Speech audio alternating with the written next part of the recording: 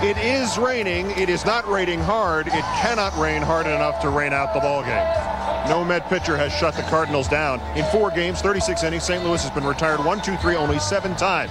But Mike Hampton, who's going tonight, managed to shut the Cards out for 7 innings in Game 1. His mound opponent tonight, Pat Hentgen, has, by contrast, been up several rivers this season without any visible means of paddling. What's the rap against this guy? He was a Cy Young winner. Well, he's had a tough year, and health has been an issue, too, but he hasn't pitched in 23 days. His last 2 times out, he got hammered, and guess what? He's never in his lifetime ever beat the Mets. Now, I talked to Mike Matheny, the injured catcher of the Cards, and he says he thinks he's a pretty good matchup for this team because he'll keep the ball away from the Mets. In games past, all the balls that they've hammered have been balls on the inside part of the plate. I think that time off will make it very difficult for him to have pinpoint control. It is a safe guess that every Met player and fan of vintage 1999 or earlier has had the dream. Kenny Rogers strikes out Andrew Jones. The Mets win Game 6, finish off the most remarkable comeback in sports history, and go to the World Series. But that was only a dream. Tonight, a series berth inflated still further by the possibility that it would be a berth against the crosstown Yankees is almost a reality. Bobby Valentine was drafted by the Dodgers 32 years ago, missing LA's previous World Series by 2 years, leaving 2 years before its next. He played 10 years in the majors, has managed 13 more, plus 1 in Japan, and as recently as last summer, he said if the Mets didn't improve, he should be fired. He has never been to the World Series. In 8 short years, Mike Piazza has become arguably the greatest offensive catcher in baseball history. 5 seasons of 35 homers or more, all 8 above 300. He has never been to the World Series. John Franco signed his first professional contract the year Ronald Reagan assumed the presidency. The Dodgers traded him away in 1983, 5 years before their World Series. The Reds traded him away in December 1989 and won the World Series without him in October 1990. He has never been to the World Series. For Robin Ventura, who had a 58-game hitting streak in college, and for Todd Zeile, and for Darrell Hamilton, and for Rick Reed, it is 12 years. For Mike Hampton and Bobby Jones and Turk Wendell, it is 8. For Todd Pratt, it is 8, plus a year in Double-A as a player coach and a year in pizza delivery management. And for some, it is more even than just time invested. It is geography, like Timo Perez. And perhaps most poignant of all, there is time and geography and physical perseverance. Elbow surgery in 1995, elbow surgery in 1996, elbow surgery in 1997, shoulder surgery in 1999. Almost forced to retire at age 27, having had more operations than Major League runs scored. Jay Payton, the World Series is calling. Steve, last night Bobby Valentine wouldn't even use the words World Series. He called them those games. Bobby's very cautious because of all the crap that he's taken in his town, but his team can smell it right now. They're 1 victory away from the World Series. They're playing very good baseball, and they got one of their best pitchers on the hill tonight. All right, Mike Hampton with the best of credentials for the Mets. Pat Hentgen, whom the Cards hope has a miracle in his arm, are the starters. That's it for us. For Steve Lyons, I'm Keith Olbermann. We'll be back afterwards. After this break, Joe, Tim, Bob, and this crowd will join you for the play-by-play as the hit of the Fall Classic hovers.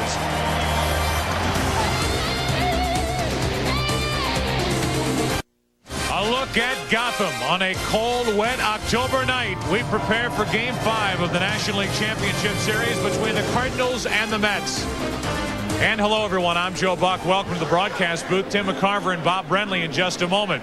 The New York Mets are 1 win away from their first World Series since 1986. Meanwhile, the Cardinals are facing elimination, and their manager, Tony La Russa, is facing criticism. Criticism on 2 fronts. First, how he has used or not used Mark McGwire, who is only 0 for 1 with 1 intentional walk in this series, and 2, the way he's juggled his pitching rotation. Darryl Kyle, working on 3 days rest last night, was not good at all, and tonight, working on 16 days rest, is the veteran right-hander Pat Hentgen. To my right is Tim McCarver, and Tim, that's really the story now with the Cardinals. A. McGwire, B. their pitching, and his name comes up on the wheel. It's Pat Hentgen tonight. As everybody knows, football has co-captains and the movies have co-stars. Well, tonight, in a sense, Tony La Russa will have co-starters. A bird of prey? Well, the Cardinals are hoping and praying that Pat Hentgen can go at least 5 innings. If he can't, if he runs into trouble, the gutsy, plucky Britt Reams. Britt had a terrific performance in Game 2, picking up Rick Ankiel, working 4 1/3 innings, and the only run, a home run to Mike Piazza. So if Hentgen can't do it in the first 5, look for LaRussa to quickly go to Reams. So the rotation sets up well on the other side. Mike Hampton, who started game 1 and won game 1, is on the mound for the Mets, and down by the field again is Bob Brenly. Bob? Thank you very much, Joe. You know, Mike Hampton was not a New York Met last year, and given the fact he's a free agent at season's end, he may not be with the Mets next year, but he's been the guy to get the ball in every big game this season. Fox was there for the opening of the 2000 season at the Tokyo Dome when Mike Hampton walked 9 Cubs batters, gave up 4 hits, but only 2 runs, showing his mental toughness. He started game 1 of the division series. He started game 1 of this NLCS. In many ways, this could very well be his signature game when his label changes from big game pitcher to big game winner. Back to you, Joe. All right, Bob, thank you. Mike Hampton has been quoted as saying he is ready to pitch the game of his life. If he does, the Mets will be in the World Series. The Cardinals are 1 win away from getting this series back to St. Louis. It's Game 5 of the 2000 National League Championship Series, and it's yours next on Fox. The National League Championship Series on Fox is brought to you by Nissan, driven by E-Trade. It's your money. By New Aleve Cold and Sinus. Take the 1-pill challenge. New Aleve Cold and Sinus. And by Energizer. Long-lasting Energizer batteries. The power to keep going and going. 45 minutes ago, this field was covered. It was misting. The mist, for the most part, has stopped. And these fans here at Shea are ready to cheer their Mets into the World Series. Take a look at the starting lineup for the Cardinals, brought to you by Autotrader.com. They'll lead it off with Fernando Vina at second base. For the first time in this series, Placido Polanco batting second and third. Jim Edmonds is hitting third. Then Eric Davis cleans up, and he has had success in his career against Mike Hampton. Then it's Will Clark at first base, Edgar Renteria the shortstop, Ray Langford's in left, Carlos Hernandez does the catching, and Pat Hentgen pitches and bats ninth. The defense for the New York Mets, same as they had here last night in Game 4. Agbayani, Payton, and Perez in the outfield. The Mets defense, 3 unearned runs this postseason. Of the 32 runs they've allowed total since the curtain came up on October baseball. And now we highlight the left-hander, Mike Hampton. 1-1 this postseason, 15-10 during the season. Consider he recorded 21 outs against the Cardinals in Game 1. 11 of those 21 were on the ground. And it's not unusual for Mike to get a lot of ground balls. His staple is his fastball inside to right-handed batters, and that's very unusual for a guy who gets a lot of ground balls. He must come inside to the left-handers, and everybody knows the Cardinals have myriad left-handers in the lineup, and he's being encouraged to throw the curveball a little more, but he stayed away from it in Game 1. Señor Octubre, dígame.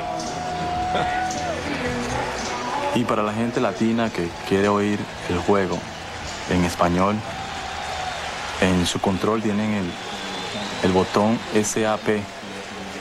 Empújenlo, presiónenlo y oirán el juego en español. Que disfruten el juego y disfruten el habla de español en los Estados Unidos a través de Fox. ¿No es Fox? This is Fox, and this is Game 5, Edgardo, with the Mets up 3-1. Fernando Vina will try to get something going for St. Louis, taking on Mike Hampton. Glad you're with us on a Monday night. Ball 1. Fernando Vina so far in this LCS, 5 out of 19. Had 1 hit in 3 at-bats, plus a walk, against Mike Hampton back in St. Louis in Game 1. That's into the strike zone, a ball and a strike. 56 degrees here. Flushing, New York. And for a while, it looked like we might be delayed at the start. Wind is blowing straight in from center at the moment. The 1-ball, 1-strike pitch. Vina right back up the middle. And like he has in each of the last 3 games, he's on with a base hit. Well, what will the Cardinals try to do at the plate? Some pregame instructions for anybody who will listen from Cardinal hitting coach Mike Easler. Take no prisoners. See it, read it, and explode. The ABCs of hitting.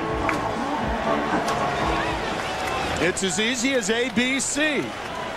1, 2, 3. Vina with a line drive back through the middle against Hampton. Now Polanco. See it, read it, and explode. Gotta love it. Of course, he was talking to Larry Sutton, who's not even active for this series, and even Larry got up and walked away.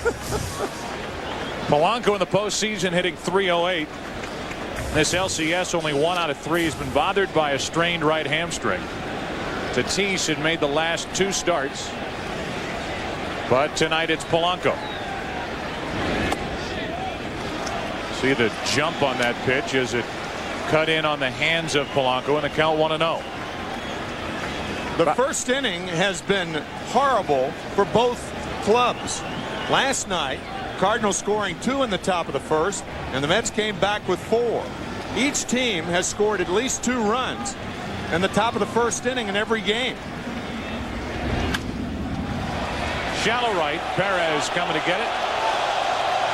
1 on, 1 out.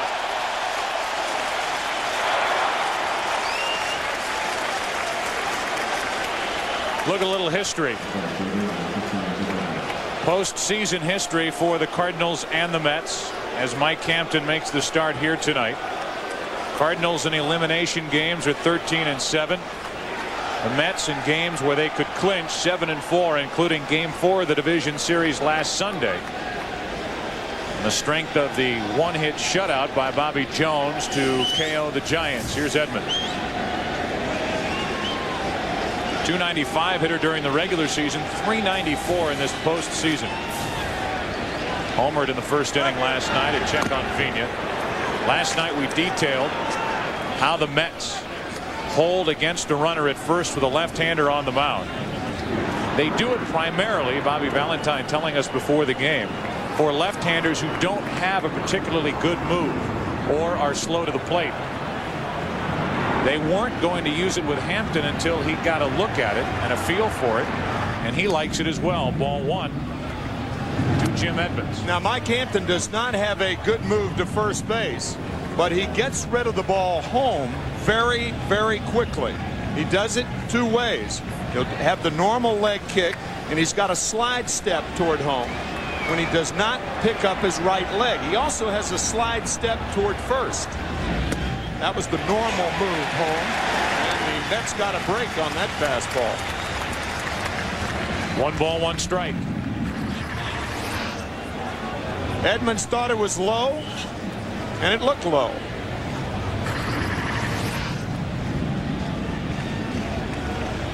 Edmonds with 3 home runs in this postseason, 1 in this LCS. As I mentioned, it came here last night. Goes the opposite way, slicing foul and out of play, and that's strike 2. What it looked like last night against Bobby Jones.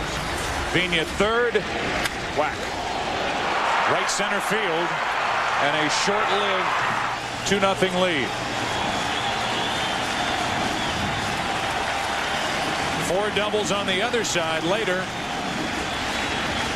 And it was 3-2 Mets. It would be 5-4-2 Mets at the end of 1. 7-2 Mets. And as we mentioned last night, they played keep away and won the game 10-6. 1 ball, 2 strikes on Edmonds. And they had Vina leaning, but he got around the tag. That was the slide step toward first base. A lot of people think this is a balk. You have to step toward first base. Mike Hampton got away with 1 there. Vina reading it. If you don't step toward first base as a left-handed pitcher, the umpire at first could call a balk. That was very, very close right there. Now the 1-2 to Edmonds, misses up and away. 2 balls, 2 strikes. One of the residual effects of the way the Mets hold against a runner at first is the first base umpire doesn't get a real good look with those 2 bodies flashing in front of him. That's true. At where the left-handed pitcher puts his foot. And a home plate umpire is in no position to make the call, nor is a second base umpire. The 2-2 to Edmonds. Just missed. This crowd wanted strike 3. Instead, it's ball 3 and a full count.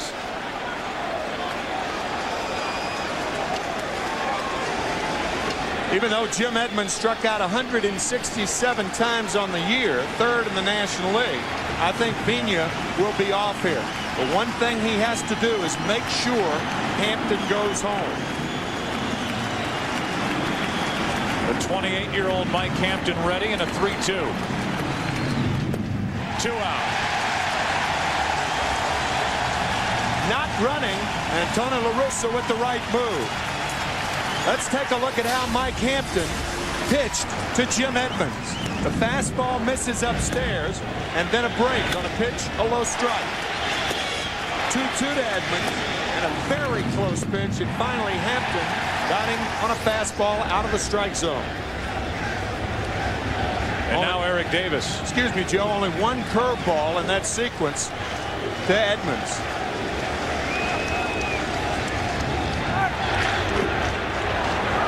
A better read on that move. Eric Davis in this postseason hitting under 200. Last night delivered off the bench for Tony La Russa with an RBI double, later scored a run in the 5th inning. As the Cardinals, that frame would make the score 8-6. Made it a game but lost 10-6. Well, Joe, we're going to try this one more time. The Cardinals have not been overly aggressive on the bases in this series, other than Edgar Renteria in Game 2 when he stole 3 bases. But once again, the combination of Mike Piazza behind the plate. Mike Hampton does not have a great move to first base. Could be a situation where Vina could be on the move trying to get himself into scoring position. So again, you're on the line of saying the Cardinals will run. One more time, we're going to try it. No balls, 1 strike on Davis. 1 on, 2 out. High and tight, 1-1. Joe, you mentioned the first base umpire, Steve Ripley, tonight. Couldn't see the move by Hampton. Fernando Vina can't see the move by Hampton. Well, having Todd Zeile there, he's blocking not only Ripley, but Vina too. A ball and a strike on Eric Davis.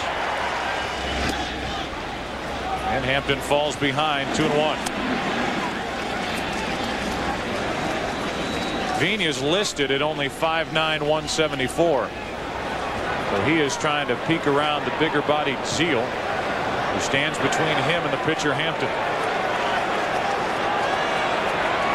So they get to whisper into each other's ears. 2-1 on Eric Davis. 3 balls and a strike with Will Clark next. Piazza in the postseason has allowed 5 stolen bases in 5 attempts. He had the worst throwing percentage in the major leagues this year. Only 16 out of 126 caught stealing with Piazza behind the plate. 3-1. Davis, a chopper to Ventura. Half inning gone. Hampton around a leadoff hit. Bottom of the 1st. Mets coming to the plate. No score. Pat Hentgen, 16 days of rest. The New York Mets and their starting lineup brought to you by Autotrader.com. Timo Perez will lead off in right field. Edgardo Alfonso batting second. Mike Piazza hits third. Robin Ventura, Todd Zeile, and Benny Agbayani in the middle. Jay Payton in center. Mike Bordick and Mike Hampton, one of the best hitting pitchers in baseball, batting ninth. The defense for the St. Louis Cardinals finds Langford, Edmonds, and Davis in the outfield. Drew started Game 1 against Hampton, but it's Langford tonight with Polanco, Renteria, Vina, Clark, and Carlos Hernandez behind the plate. Catching Pat Hentgen. Joe, you mentioned that Pat had not started since September 30th. He has not won a game since September 14th. Only complete game shutout of the year against the Cubs. Perez leading it off. 5 out of 18 in this LCS, 10 out of 35 in the postseason with 3 RBIs. And the count 1-1. Pat Hentgen making his 3rd postseason start. He made 2 starts in '93 with the Toronto Blue Jays, the world champion Blue Jays. A fastball poured in for strike 2. He lost in the LCS to the White Sox. He won Game 3 of the World Series over Philadelphia, 10-3 win. when he went 6 innings, allowed 1 run on 5 hits. Former Cy Young Award winner and a 3-time All-Star. Right now his job is to turn in, and Tim's already mentioned it, according to Tony La Russa, 5 solid innings here tonight.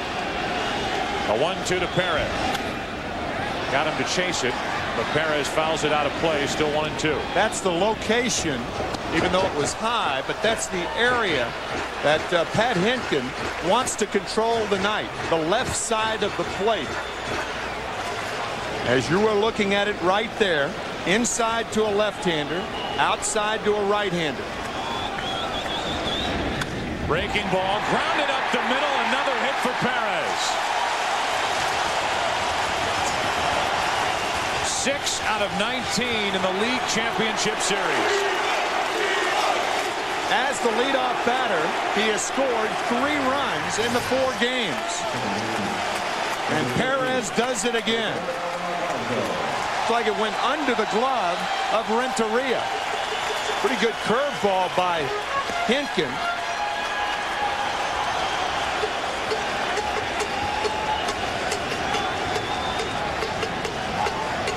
There you go. Scored as a leadoff hitter 3 of 4 times in this series. 2 outfield assists, 6 runs scored, and he's on for the most potent and most clutch Mets hitter, Edgardo Alfonzo. Low and away, ball 1. Edgardo with a 10-game postseason hitting streak dating back to Game 5 of last year's NLCS against Atlanta.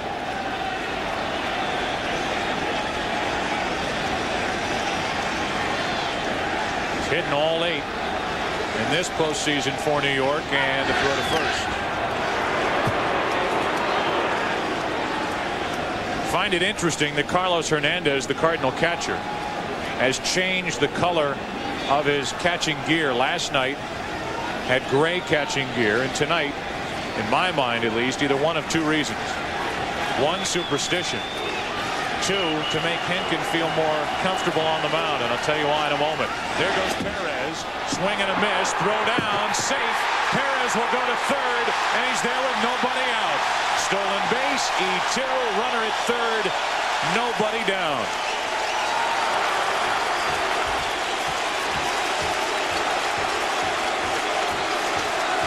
We keep talking about how the Cardinals should run, and it's the Mets and Perez who continue to run. A poor pitch to handle by Hernandez, a short hop to Vigna, and Perez, he has become a one-man first-inning wrecking crew for the Mets. Now the 1-1 to Alfonzo is ripped to short under the glove of Renteria, and the Mets are on top 1-0.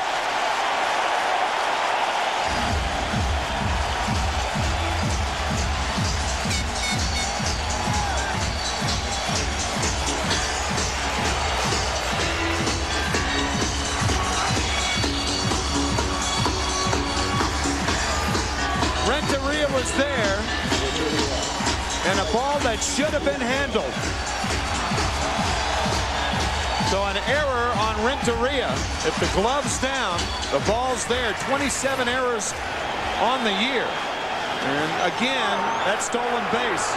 If Alfonzo hits that same tight ball and Renteria makes the play, you can turn that into a double play. Now 1 on, nobody out. It's a hit for Alfonzo. That's how they've scored it, to give him an 11-game hitting streak, and he's hit now in all 9 that the Mets have played in this postseason. 4 against the Giants. This is Game 5 of the NLCS. Here's Piazza, nobody out. And the count goes to 2-0.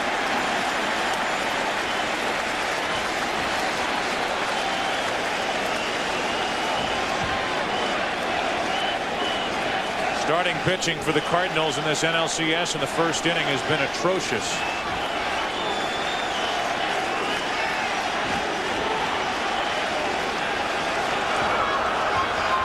Hentgen gave up a leadoff hit to Perez, stole second, went to third, and the throwing error by Hernandez. Perez scored on the hit by Alfonzo, and now 3-0 on Piazza.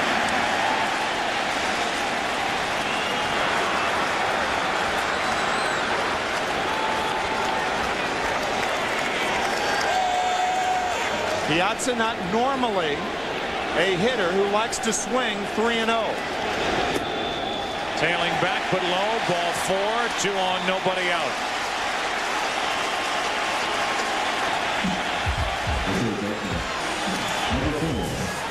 Two hits, a walk, a stolen base, an error, a run. Facing 3 batters after 16 days of rest for Pat Hentgen. Now it's Ventura.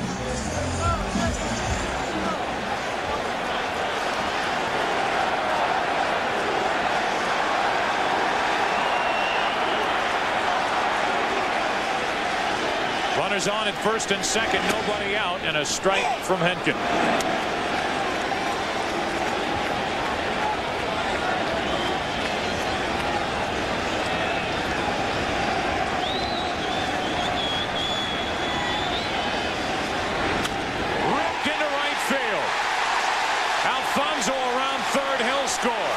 Digging for third is Piazza. 2-0 New York in the first.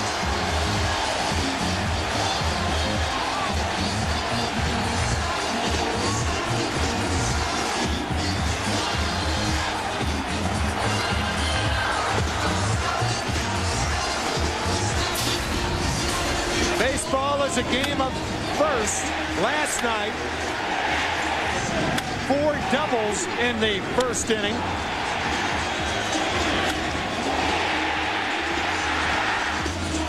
Double trouble indeed. Tonight, single trouble. 3 out of the first 4 hitters with singles. Man. Todd Zeile quoted after last night's game saying it's so close we can taste it. That taste getting better and better. A 2-0 Mets lead in the first. Zeile with first and third. Nobody out. Takes ball 1.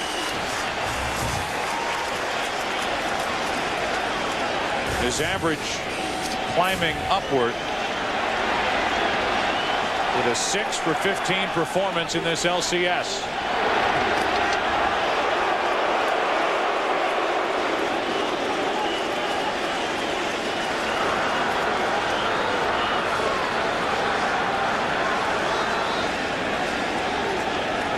Since League Championship Series went to a best-of-7 format in 1985, only one team has come back down 3 games to 1 to advance to the World Series. That was at the expense of the Cardinals in '96 on the part of the Braves. But a much different story there. The Braves, with the kind of pitching they had lined up for the final 3 games, just blew the Cardinals away. The Cardinals, starting Hentgen tonight, they're iffy on Bennis if there is a game 6. And they would have to go back to Kyle in game 7 if they got there. 2 balls, no strikes. Zeile takes a strike, and it's 2-1.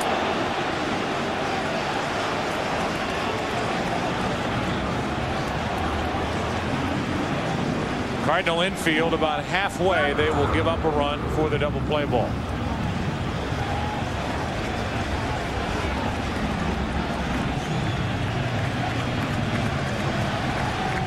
Two balls and a strike. Zeile grounds 1 to second. Vina kicks it. Dropped at first by Clark. In to score Piazza. 3-0 Mets. And Zeile's on at first with only 1 out. You talk about 2 ugly nights of defense last night and now here in the first inning. The play by Renteria. Vina kicks it at the start of this play, and Clark misses it on the back end of it. And an error on Carlos Hernandez. The boot by Vina. And that ball should have been handled by Will Clark. No error on the play. Looked like the ball hit the heel of the glove of Clark.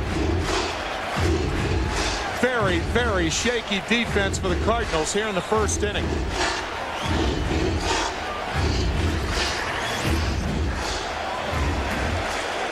So now a runner at first, 1 out. 3 runs home for the Mets. And Benny Agbayani at the plate.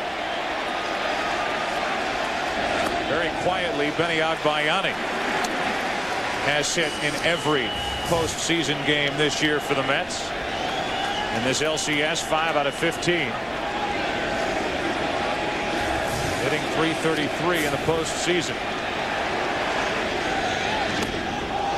2-0. But Joe and Tim, it's very clear down here at field level that ground balls are staying down, hugging the ground. The Tarps, of course, were on the field all afternoon. There is still some moisture on the grass and on the dirt as well. The ball that got under Renteria's glove and the ball that Vina misplayed at second, both hugging the ground. 2-0 to Agbayani's a strike.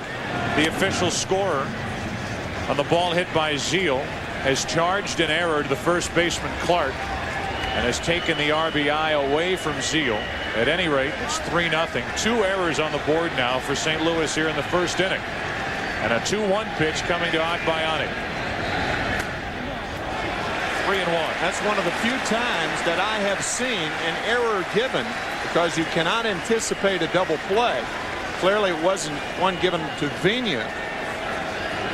But had Clark made the catch, it would have been clearly a double play. It is odd for an error to be given on that play. 3 balls and a strike. Agbayani takes a walk. Second walk of the first inning for Hentgen. Rest is one thing. 16 days of rest another. And the Cardinals were anxious, concerned about how Hentgen would come out and work here early tonight with that sort of a layoff. He's thrown simulated games, but that obvious you can't simulate this kind of pressure, this kind of a start, and there's already action for the Cardinals in their bullpen. Well, we mentioned if Hentgen were in trouble early, that Britt Reams would be the pitcher. 2 on, 1 out. Payton takes a strike. There's Reams. In case you're wondering, with 6 or more days of rest since the start of '98, Hentgen is 4-0 in 5 starts with an ERA of under 2.5. But the stats cannot support what he would do on 16 days of rest. There's another hit. Zeal held up at second, and the bases are loaded with only 1 out.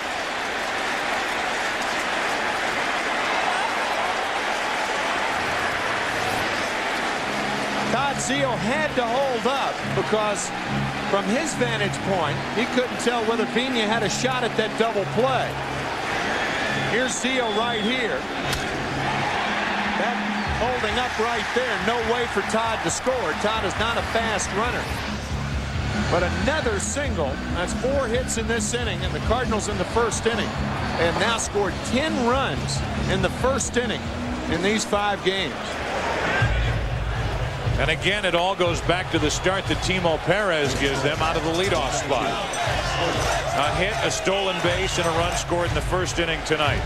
Last night in Game 4, a double and a run scored. Game 3 on Saturday, a single and a run scored. Perez struck out in the first inning of Game 2, but Game 1, a double and a run scored. The first man to the plate for the Mets. And now here's Bordick with the bases loaded, 1 out. Mets already leading by 3.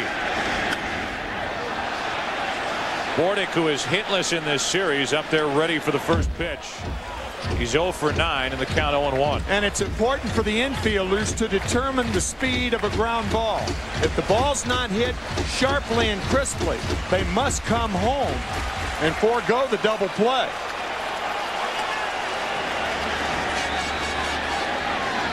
Nothing and 1 the count on Bordick. 1 ball, 1 strike.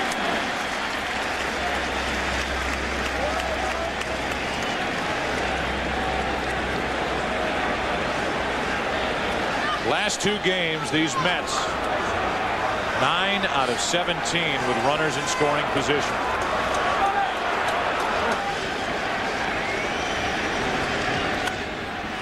That's a big out for Hentgen and the Cardinals with a pitcher coming up as Clark puts it away. Infield fly rule in effect. 2 out.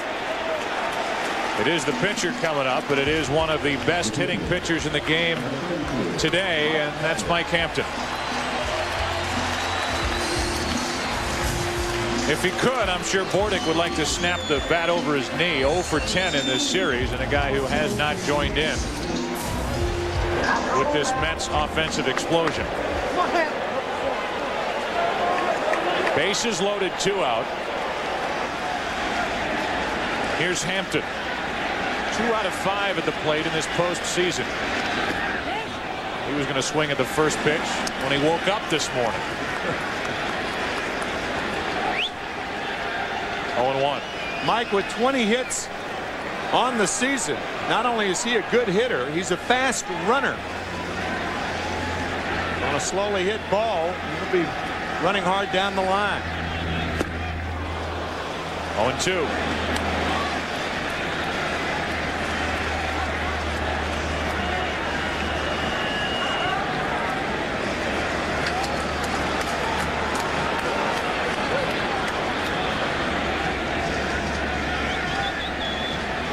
Bases loaded, 2 out. The 0-2 pitch. Hampton lunging. He held up 1-2.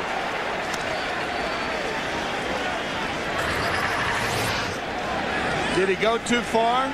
Nah, not even close. 20 hits during the regular season and 73 at bats. 1 shy of a Mets club record. Doc Gooden holds that record. The 1-2 pitch. Over but low, 2-2.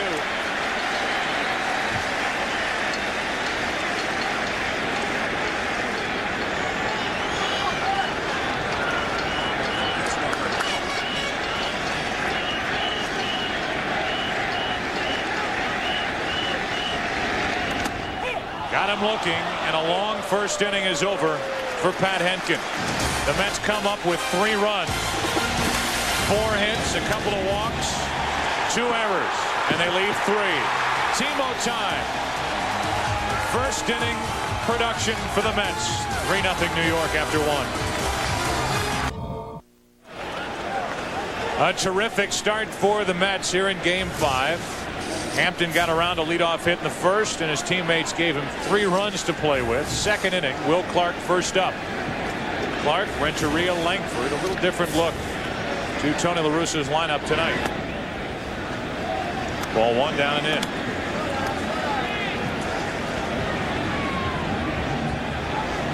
In case you're wondering, all 3 runs were earned in the bottom of the first.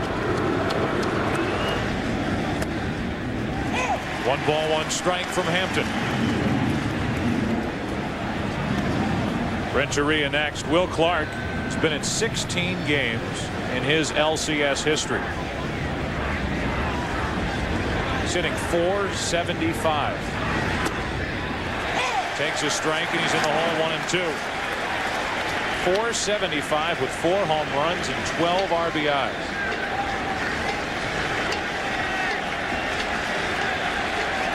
Crowd into it. They want to see Hampton's second strikeout. Clark stays alive.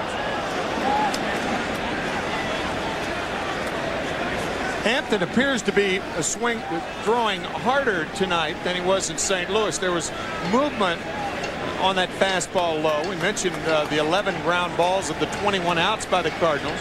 4 strikeouts and 6 outs on the air, in the air. But he's throwing the ball a lot harder tonight than he was in St. Louis. 2-2, 91.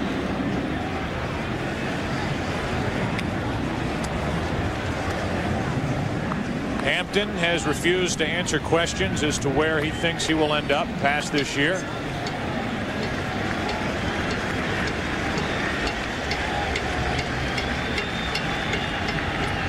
The 2-2 pitch. To the left side, and a tester for Bordick. Circles it, throws it.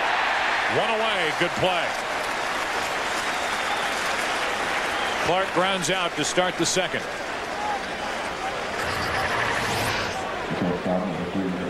Hampton very compact in his delivery.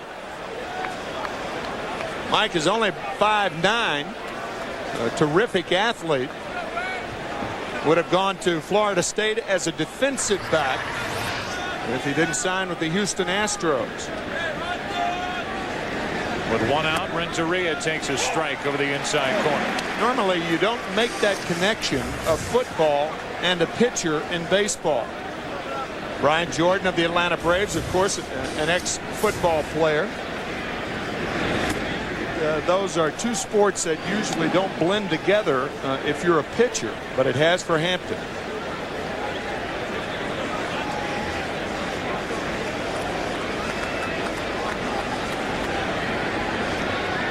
Renteria up with Langford on deck. Shattered bat. Routine for Bordick this time. And he just did get Renteria 2 out. We talked about the athleticism back in game 1 when Hampton made the start in St. Louis. He bounces around whether he's at the plate or on the mound. Trying for the kick save and a ball hit by Hernandez.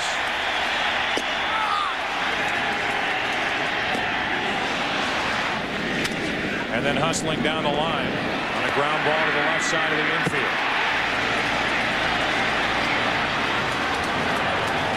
Scoring on a base hit. He is a little fighter. Not a big guy, 5'10", 180. Grew up in Florida, lives in Houston. Still has a lot of friends on that Houston Astro Club. He was traded here to the Mets on December 23rd of last year with Derek Bell. That's giving up 3 good young players to get him. Roger Cedeno, Octavio Dotel, and Clyde Kessel, a left-handed pitcher. And it may very well be a 1-year Renton ace for the Mets. They didn't know what they were going to get out of Al Leiter, who last year was 13-12, had a down year after a solid season 2 years ago. You could make the case that either Leiter or Hampton is the #1 starter in this Mets rotation. Leiter, we know, will stay. Hampton will command big dollars, and I don't think the dollars are going to be the problem. It would be the problem for these Mets in bringing Hampton back. It's just him deciding if he wants to stay in New York. 3-1 to Langford is popped up.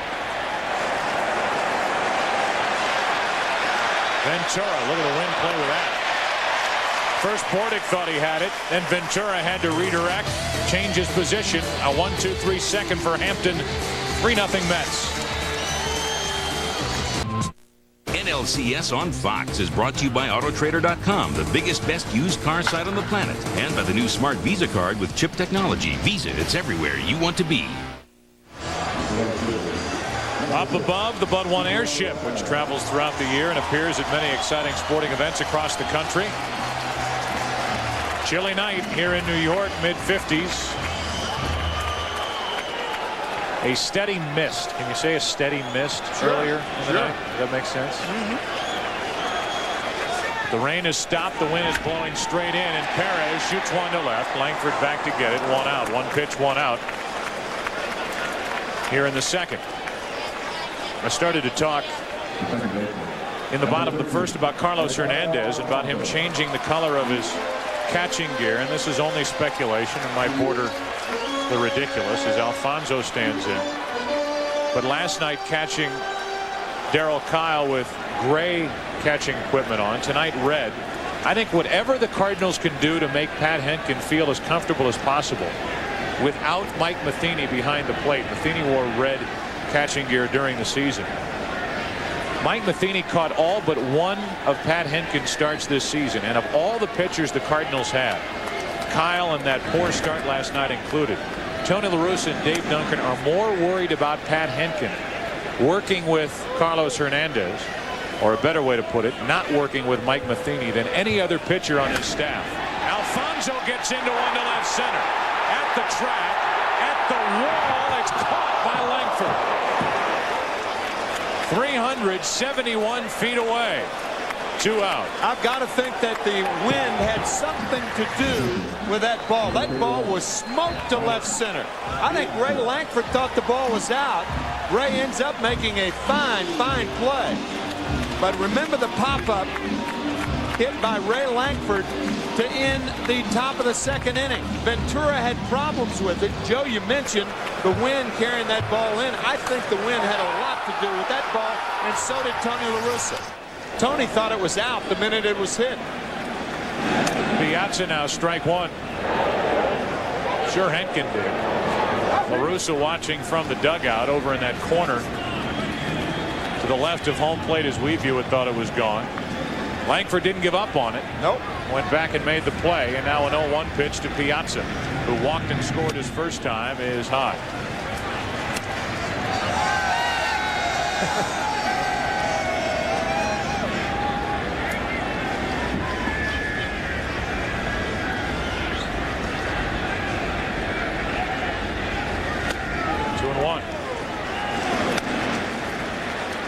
Mets making the deal for Mike Piazza on May 22nd, 1998. Todd Hundley was the catcher at the time. Todd Hundley and Mike Piazza played about 3/4 of the season for the Mets that year. 3-1 with Ventura next. But a bigger decision came after the 98 season when the Mets decided to sign Mike for $91 million over 7 years. Turning into quite a bargain now. Back to Hentgen, knocks it down. And after a long first inning, a 1-2-3 second. Not without a scare from Alfonso. And after 2, 3-0 Mets. We'll be back following this word from your local Fox station.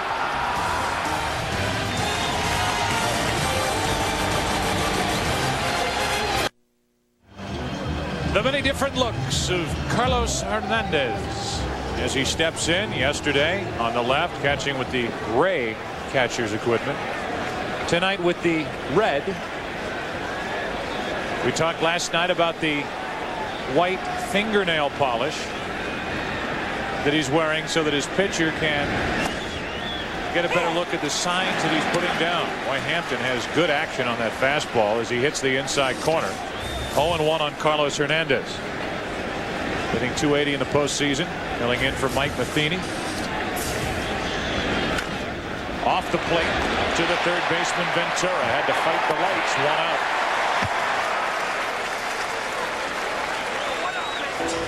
out. Here's Carlos Hernandez before the game, and now we've answered that question. It's nothing from Revlon. It's just liquid paper. Not very good at it either. So the nails extended. And there's the afternoon game from Catcher Cam. This is the E-Fashion Report here in Game 5 of the National League Championship Series. Have to worry, Bob Brenly, if Will Clark started painting his fingernails, wouldn't you? You would definitely be concerned. Fortunately for Carlos Hernandez, though, we know white goes with anything. But on a serious note, that's much more appropriate than what most catchers do when they wrap tape around their fingers so the pitchers can see the signs. That tape occasionally will interfere with the grip that you're able to get on a ball trying to make a throw. Here's Hentgen floating one into right. Perez thinking about throwing him out at first, but Hentgen got down the line well enough. And Perez, who's playing like he's been in the big leagues for 15 years, gives a wink in at Pat Hentgen. 1 on, 1 out. Hentgen not running hard until he saw Perez think about throwing to first. The one impressive thing among many about Perez is his body language. He feels like he belongs. You can see it in his play. You can see it in the way he carries himself. 1 on, 1 out. Vina with a double play ball to second. Alfonso from the glove, and the Mets can't turn it. As it was, Alfonso, who had to dive to his right, did all he could to try, flipping it straight out of the leather. But Vina's speed avoided the double play. Now, Bob had talked about it in the first inning, how the condensation and not allowed the ball to take the normal hops, and that ball hugging the ground. Alfonso thought it was going to be a clean hop. Had to shuffle it off to Bordick with the glove hand.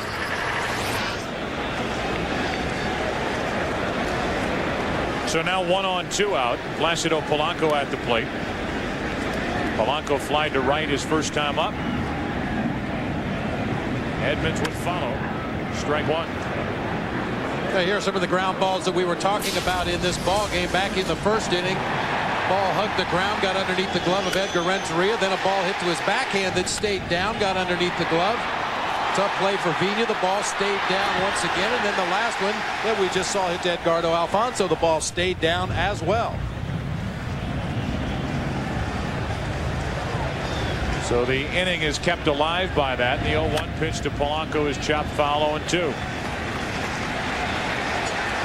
Some of that may have to do with that turf around the home plate. It's a very soft surface with the rain before the game, and when that ball hits there, it does have a tendency to flatten out and not allow the ground balls to take the normal hops. 0-2 on Polanco.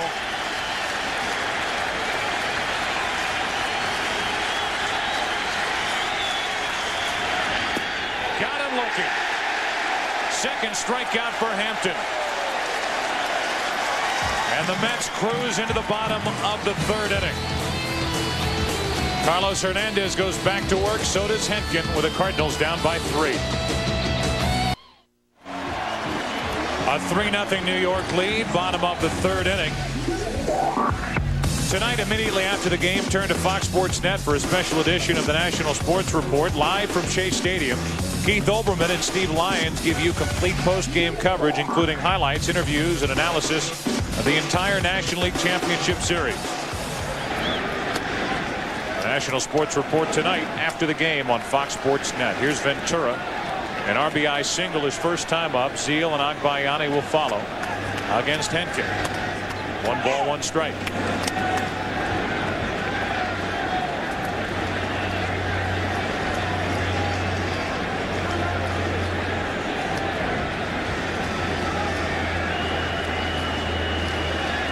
Ventura 3 out of 12 in this series. Driven off the plate, 2-1.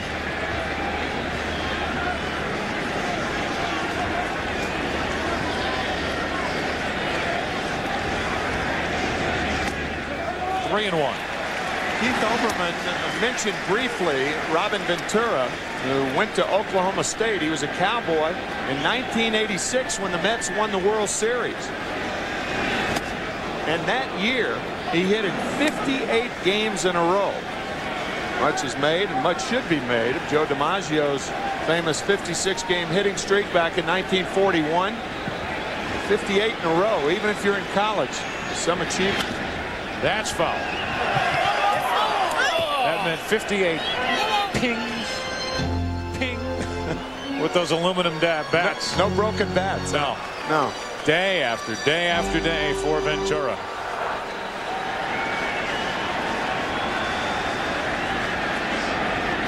That's foul.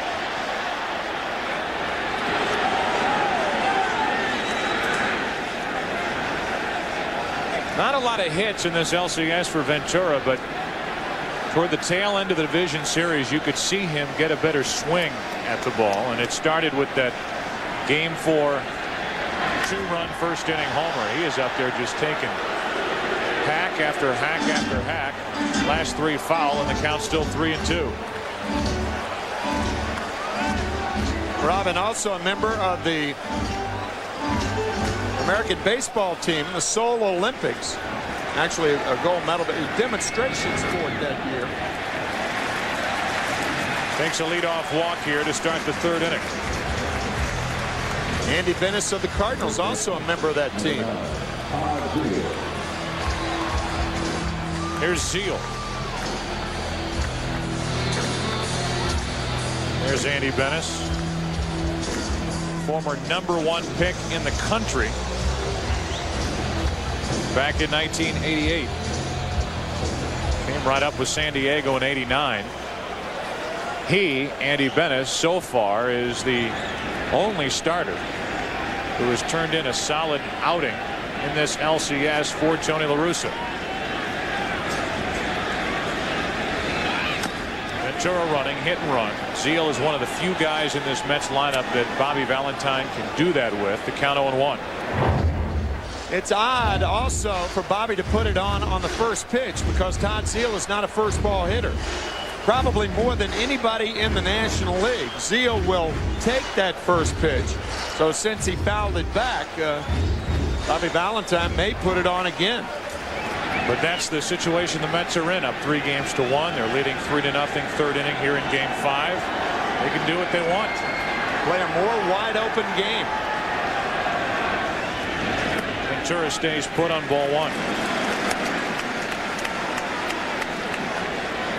You made the remark to Bobby Valentine when we met with him before the game. You've never seen him this relaxed. I haven't. Very intense guy, and Bobby's answer, well, when you're managing this team, you become more relaxed. Great deal of respect for this veteran crew with some younger players sprinkled in. Strike 2 on Zeal. In fact, he said, they calm me down. Yeah. A lot of times I'll get up and I'll walk down to the end of the dugout just so I can listen to what they're saying, so that I become more calm, as opposed to the manager walking down to the end of the bench trying to calm the players down.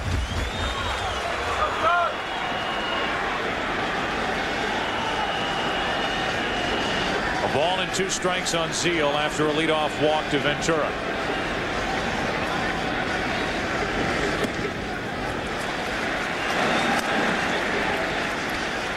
Two balls, 2 strikes. These Mets trying to close out this National League Championship Series here tonight and avoid climbing on a plane tomorrow going back to St. Louis for Game 6, which would be on Wednesday.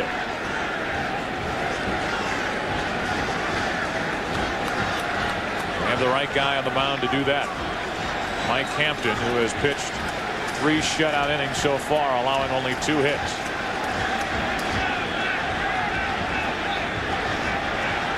The 2-2. Got him on the inside corner, 1 out.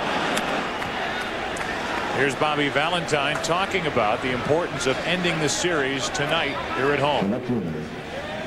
I don't think we have had a time schedule on doing what we have to do. We just feel we have to do it.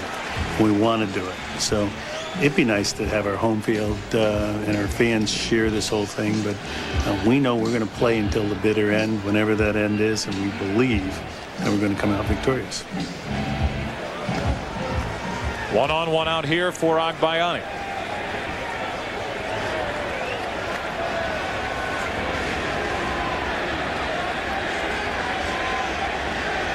Then he walked his first time up.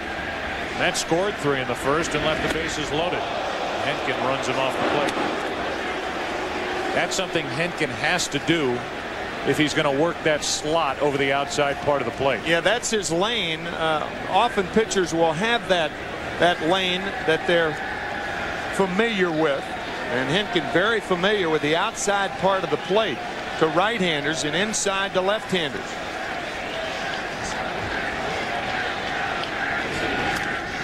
One ball, 1 strike.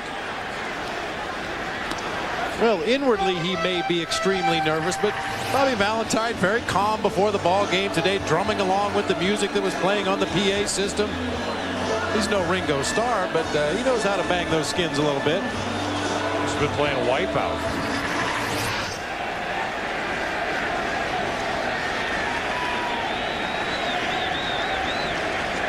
One ball, 1 strike, 1 on, 1 out, and saved by Hernandez. 2-1. Here's what we were talking about as we take a look at the scouting report. He controls the left side of the plate with a fastball and a slider. Tony La Russa saying that he must get his curveball over. And the 3rd time through the lineup.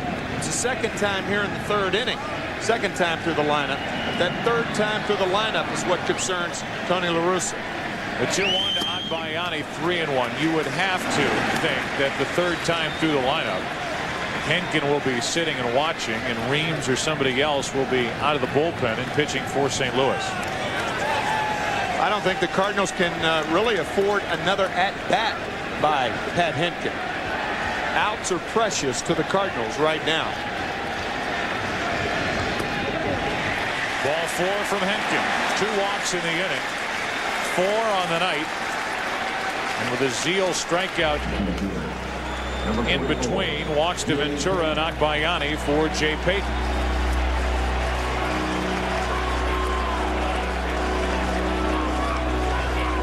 So with 2 on, 1 out, Payton will bat, and we remind you this copyrighted telecast is presented by authority of the Commissioner of Baseball and may not be reproduced or retransmitted in any form, and the accounts and descriptions of this game may not be disseminated without express written consent of Major League Baseball.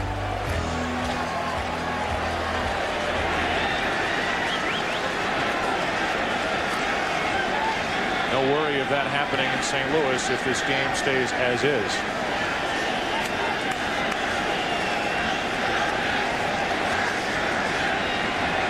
Payton with 2 on, 1 out. Already has a single in tonight's game. And Hentgen falls behind.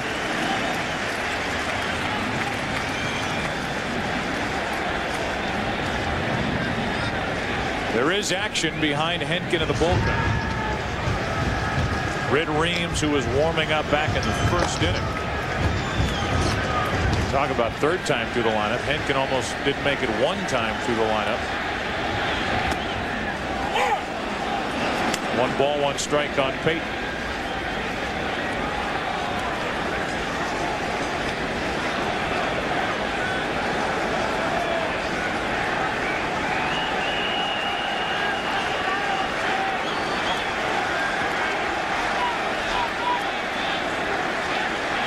Two on, 1 out. Down the left field line for Langford. The wind will hold that up. And the runners retreat to first and second, 2 out. And Jay Payton hit it down on the end of the bat. It was a slider. Just on the end of the bat. Not making contact on the barrel. And Langford able to catch up to it. Unless you pound the ball, that outfield is going to be a burial ground for these fly balls tonight. 2 on, 2 out for Bornick. Talked about his frustration after popping up with the bases loaded, only 1 out back in the first. He's 0 for 10 in this series and 2 out of 22 in the postseason.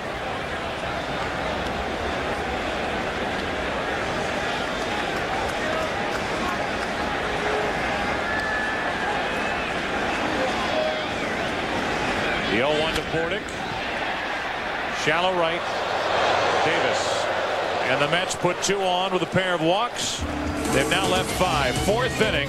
Heart of the order for St. Louis. Edmonds, Davis, Clark coming up. 3-0 Mets.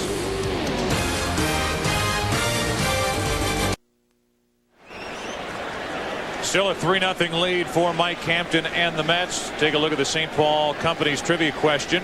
Cardinals won their last World Championship in 1982. Who was named their World Series most valuable player? Do you know, sir? Not offhand. Edmonds will start it. 0 for 1. He struck out back in the first inning and takes a strike on the outside corner. So far so good in the control area for Mike Hampton. Fell behind each of the first 3 hitters in the first inning. But he has good life to his pitches tonight. 1 ball, 1 strike. It's that extra pop, that extra 10 feet through the strike zone. You said it earlier, Mike Hampton threw well in St. Louis, but he's throwing better tonight.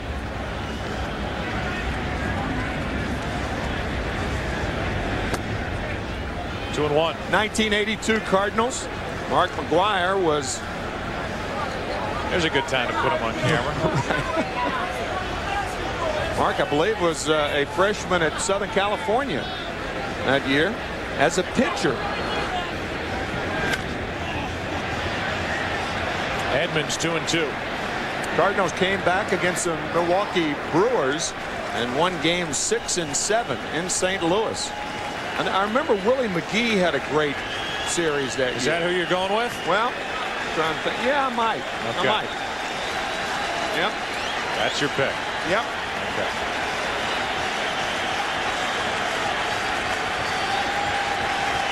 Edmonds with a count of 2 balls, 2 strikes. 3rd strikeout for Hampton. What an awkward swing that was. Well, we talk about the front shoulder often. I was thinking the same thing. Look at Edmonds dropping the back shoulder. When you drop that back shoulder, obviously you can't do anything but hit the ball in the air. Edmonds with 42 home runs. But the key to most hitters' success is keeping that front shoulder down. That was an odd-looking swing from Jim then. Eric Davis takes strike 1. In the lineup because of his success in years past with Mike Hampton. 9 out of 20 coming in. 1 ball, 1 strike.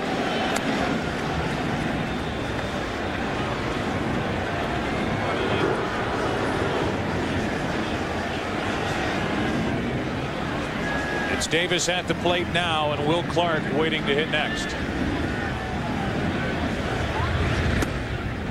In for strike two. Mike Hampton in complete control at this point.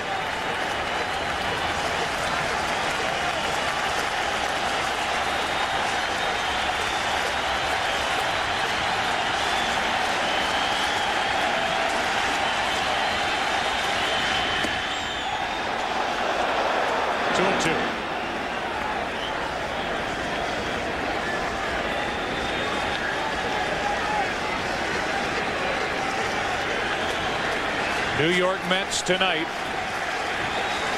trying to win their fourth National League pennant. Ventura backs up. Long throw. 2 out. Mike Easler, the Cardinal hitting instructor, was known as the hit man when he played for Pittsburgh, not the miss man. And here's what he had to say about that swing of Jim Edmonds. That backup breaking ball. I don't know if that was a curveball or a sinker. You see that thing spinning, you want to swing at it and swing right through it. Dropping that back shoulder as Jim did, and that's that backup breaking ball that Mike was talking about. 2 out, bases empty. Will Clark. Clark tested Bordick with a ground ball to Bordick's right back in the second inning. 0 for 1. Perhaps you folks may not know what a backup breaking ball is. A left-handed hitter from a left-handed pitcher sees the curve. He anticipates it to be where the pitcher anticipates it, and that's low and away. Well, when the ball stays up, the spin of the ball really fools the left-handed hitter, as it appeared to fool Edmonds. Instead of breaking, it stays on the same plane. 1-1 on Clark.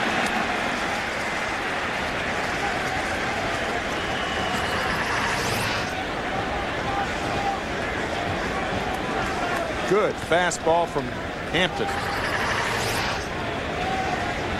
Top of the fourth inning, 3-0 Mets.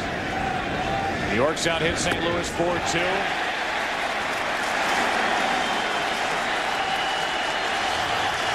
It's fashionable in this area during the summer to go to the Hamptons. That's what the Mets have done tonight.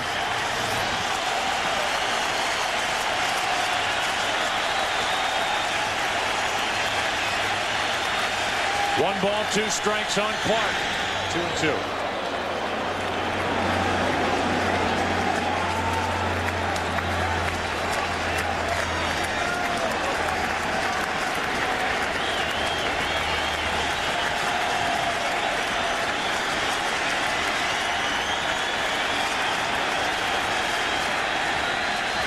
These Cardinals look defeated right now. They need somebody to do something big. As Clark lines one into center, a 2-out base hit. Third single of the night for St. Louis. And Renteria will walk in. And now this breaking ball does what it's supposed to do. Clark read it and went to it and hit it hard. That's to be distinguished between that backup breaking ball that Edmonds swung through. Renteria grounded out to short his first time up.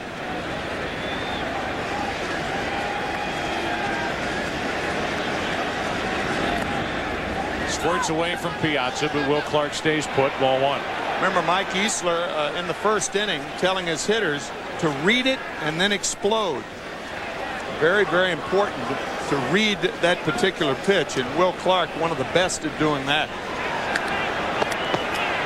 Lefty, righty doesn't matter these days for Clark, who's now 27 out of 61 in LCS action.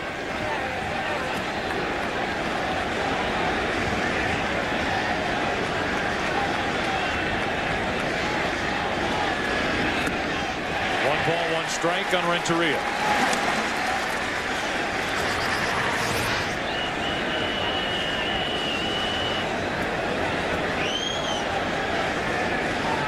Keeping the ball away from Renteria.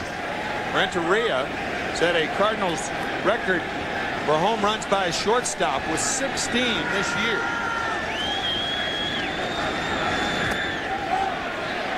It's ball 2. Now it's strike 2 as Steve Ripley rings up Renteria, who looks back into the dugout for support.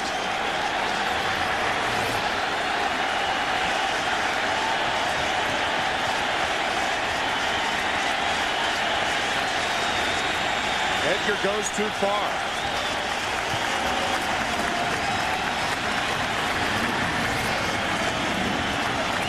Crowd to its feet again. 1-2 to Renteria. 2 balls, 2 strikes.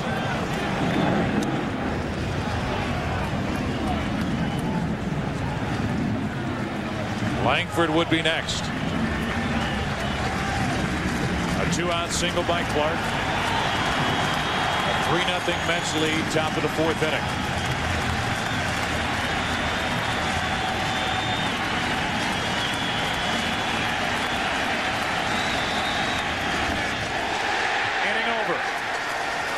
As Piazza completes the play, 4 strikeouts for Mike Hampton.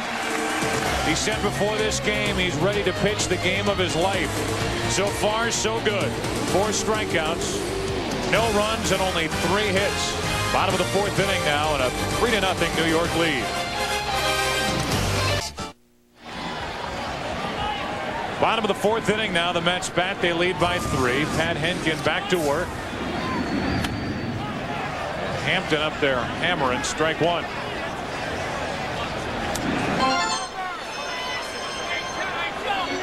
Hampton struck out looking with the bases loaded back in the 1st inning. And Hentgen has survived since. Got around 2 walks last inning and now runs the count even, a ball and a strike on Hampton. It'll be Hampton, Perez, and Alfonso. Anybody gets on Piazza here in this 4th inning. That's foul. Well, the Mariners will be here in New York, in the Bronx, taking on the Yankees. Game 6 tomorrow at 8 Eastern on NBC. With the Yankees leading that series 3-2. And then, if necessary, 4 o'clock Eastern, Wednesday would be Game 6 between the Mets and the Cardinals in St. Louis here on Fox.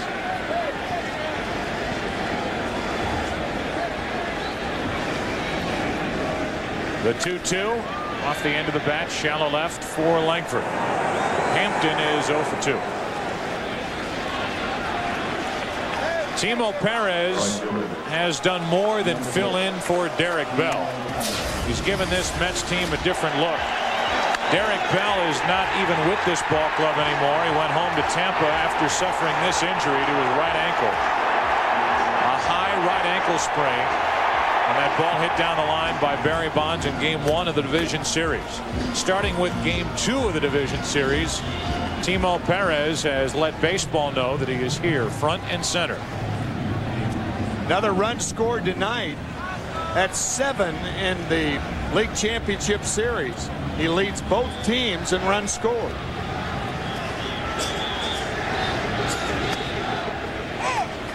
Looking like he was going to walk up and try that running bunt. Strike 1 from Hentgen. Something he tried last night and was unsuccessful with. 1 ball, 1 strike.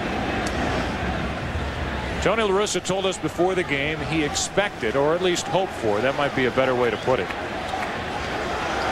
Pat Hentgen would go 5 and leave having given up 3 or 4 runs. That's off Hentgen to the shortstop, on to first and safe as Clark couldn't dig it out. He might be out. If that ball didn't hit the ground, if it hit off the heel and didn't hit the ground and Renteria caught it, but it hit the ground. So it skipped into the ankle, and then Renteria caught it, and the throw to first was low. Boy, that's an odd play right there, but if that ball had hit off Hentgen's left foot without hitting the ground first, then Perez would have been out because Renteria catches the carom. The official scorer is saying hit. The scoreboard operator has error on the board. So who's ever running the scoreboard is thinking like us, that should be an error. At any rate, 1 on, 1 out. Now they change it on the scoreboard to 5 hits, 2 errors. But that's another defensive mistake by the Cardinals. Yeah, if this throw's on the money, as you can see, Perez is out easily. Will Clark cannot come up with the in-between hop. That should have been an error on Edgar Renteria. 1 on, 1 out. Perez draws a throw. You know what happens, and I've talked to infielders about that, Joe.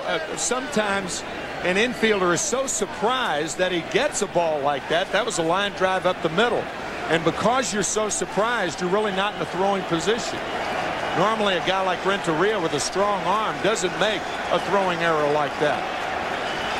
It was a hit. It wasn't an error, but that was a low throw by Edgar. First pitch to Alfonso is low for ball 1. Here it is once again. By the time he got to it, he had gone to his left, and then he had to come back to his right to make the play. And a hit was given to Perez, but we will say once again it should have been an error. Will Clark will have a lasting memento from this game 5, a bruise on his right shin as he holds against Perez. Hentgen's bothered by him over at first. So are the Cardinals and Tony La Russa, who pitch out. Now the count's 2-0 on Edgardo Alfonso. And that's how speed affects ball clubs and managers and catchers and pitchers, sometimes without even running. The threat of the steal often puts you behind the hitter that you don't want to be behind on. And that's the case with Alfonso.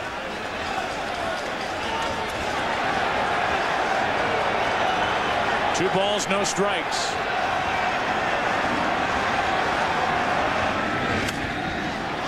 And that's on the infield. Polanco. 2 out. Just so you know, the runner at first, as Tim told you, Timo Perez has scored 7 runs in this LCS. The record in LCS play is 8. It's been done by several players, including Will Clark.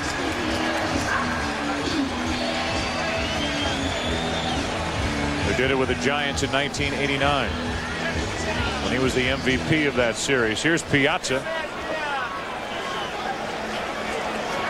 1 on, 2 out.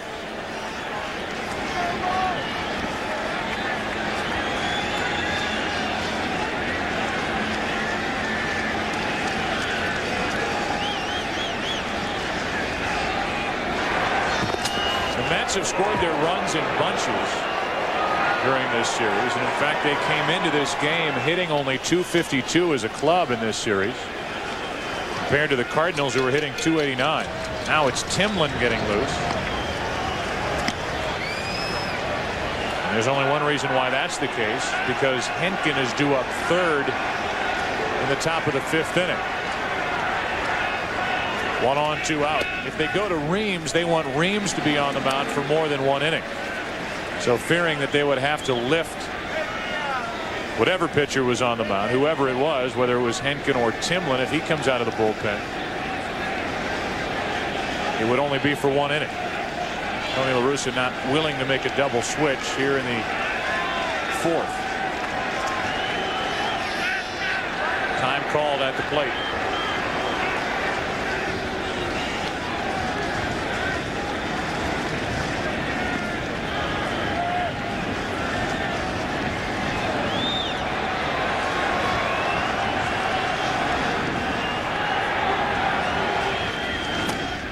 On the corner, a ball and a strike on Piazza. There again, the baseball savvy of Perez. Bobby Valentine may be holding him up to allow Piazza to hit right now, but the very threat that he might run diverts the attention of Hentgen.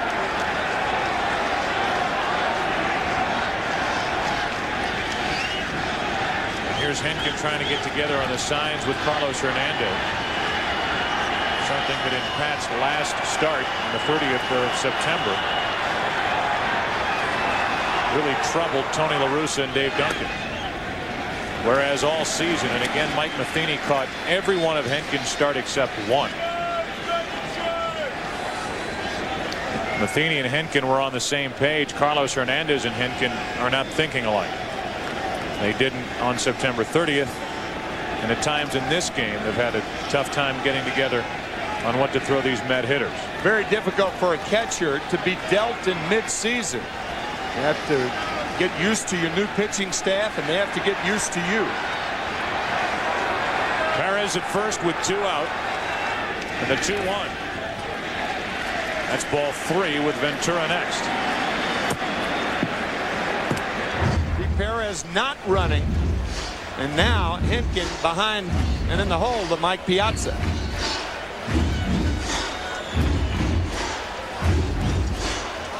Wind or no wind blowing in from left center field.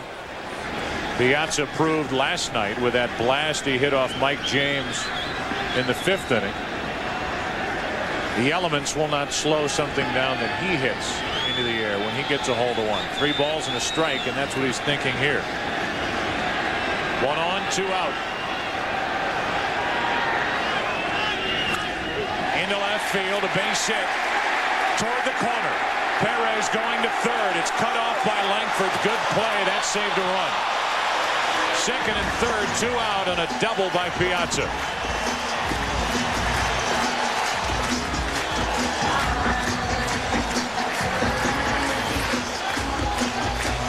At Cookie Rojas, the third base coach, realized that the relay would be hurried and not chest high to Renteria. Perhaps he would have sent Perez. The Foxtrot clock again from 1st to 3rd. And the clock's still running. And the Cardinals are hoping it's going to still be running after this game, but right now it does not look good for the Redbirds. 2nd and 3rd, 2 out. And a visit from Dave Duncan. First base open. Timlin ready in the bullpen if needed, but it will be Hentgen against Ventura.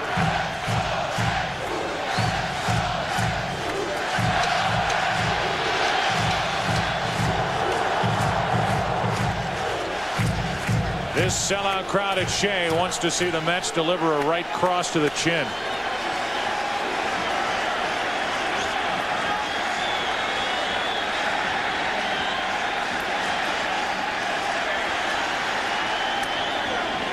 Ball 1, low and away. And before that pitch, Perez at third base broke toward home, causing Hentgen to hurry his move. Bobby Valentine loves an animated guy at third when the pitcher's in his windup or stretch, particularly in the windup. Now it's 2-0 with Zeal waiting on deck.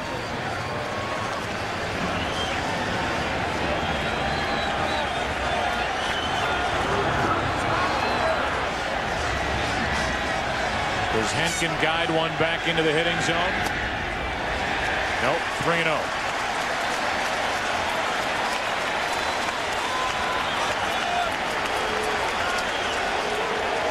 He'll probably throw a high fastball away and hope that Ventura, who's an experienced hitter, swings at it. That missed, and it's ball 4 to load the bases for Zeal. 5th walk by Hentgen tonight. And now the decision. That would lead you to believe that Hentgen will stay out there with Timlin ready in the bullpen.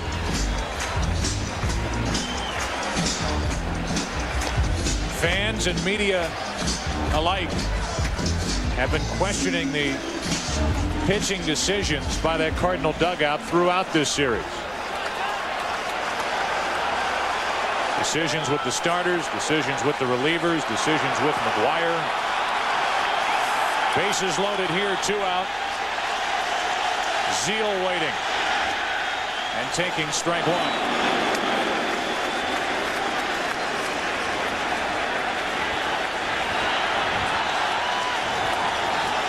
Perez, Piazza, and Ventura aboard.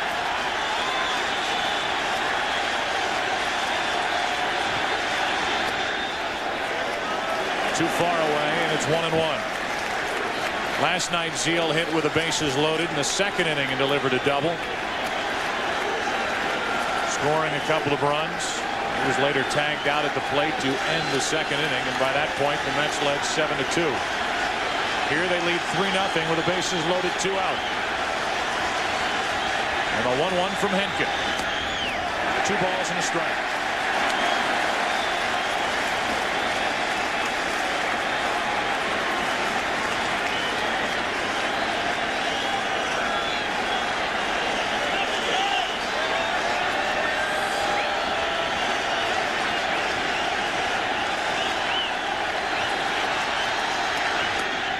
Two and two.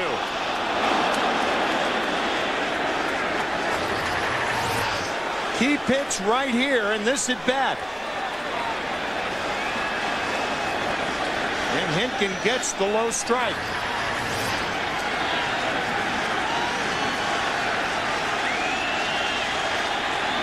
Two-two pitch into right center field, into the gap, off the wall. Perez scores. Piazza scores. Here comes Ventura. 3-run double for Zeal. 6-0 Mets.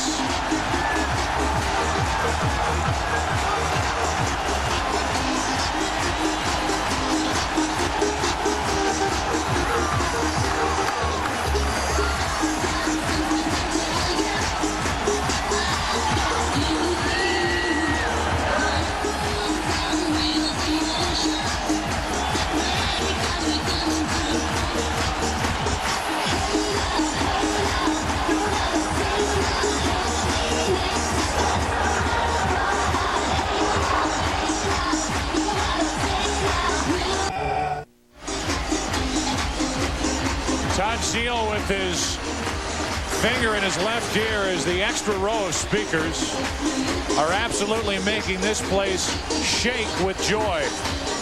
And this wall banger off the bat of Zeal plates 3 and busts it open. 6-0 here in the 4th inning. Joe, I have announced in this stadium for 21 years, and I have never felt this booth shaking until tonight. And I mean literally shaking.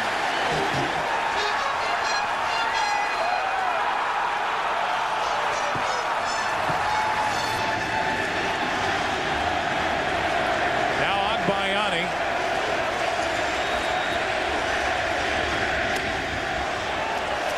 Facing Timlin. And again, you can trace the trouble in this inning back to the misplay by Renteria on a ball that was ruled a hit. His low throw started trouble, and these Mets have to give them credit for taking advantage of these Cardinal mistakes. Well, it's loud up here, Bob Brenly. What's it sound like down there on the field? Well, as you guys know, the Jets taking off from LaGuardia just across the way here. Generally, the fans have to hold their ears when the Jets go over. I think the pilots are holding their ears as they fly over the stadium. A pitch is low from Timlin. It's 3-0. This booth was just bouncing up and down. Nelson Doubleday, the co-owner of the Mets. Timlin gets a strike. It's 3-1. It was Nelson Doubleday who purchased the New York Mets back in 1979 for $21.1 million.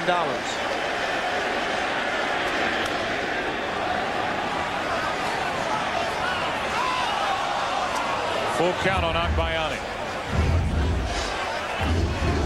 The Mets have talked about wanting to be the first team from New York this season stamping their ticket for the World Series. The Yankees have to win one more game. The Mariners will try to win the final 2 games here in New York. As Agbayani cracks one foul.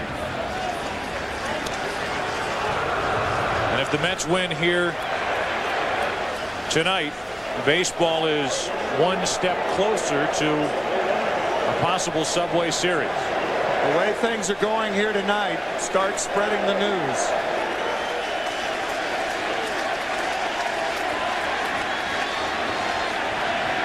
3 balls, 2 strikes. Agbayani stays alive. The New York Mets, 2-time world champions in their history. 69 and 86. Trying for the 4th time to win the National League pennant. 69, 73, 86. 3-2 to Agbayani is low. That's the 6th walk handed to the Mets tonight.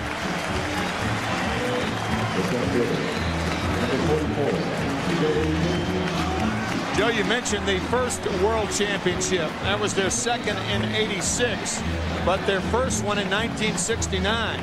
This is the 31st anniversary of them winning their first World Championship. Davey Johnson flying out to Cleon Jones for the 3rd out in Game 5 against Baltimore. 2 on, 2 out here for Jay Payton. Grounds it foul. Talk about a distinct home field advantage here at Shea Stadium, an older ballpark. Been playing baseball here since 1964, and opposing players don't like coming in here. Now they've added those extra speakers in center field, and I'm telling you, Metallica doesn't have a sound system like this. No. I mean, that is power out there in center field. And this ballpark literally is shaking when they crank the music here at Shea Stadium. A tough place to play. To his left, Renteria. A good play to end the 4th inning. But a misplay by Renteria started trouble. Zeal delivered. The bases loaded. 3-run double. That started the trouble. That finished the trouble. After 4, 6-0 Mets.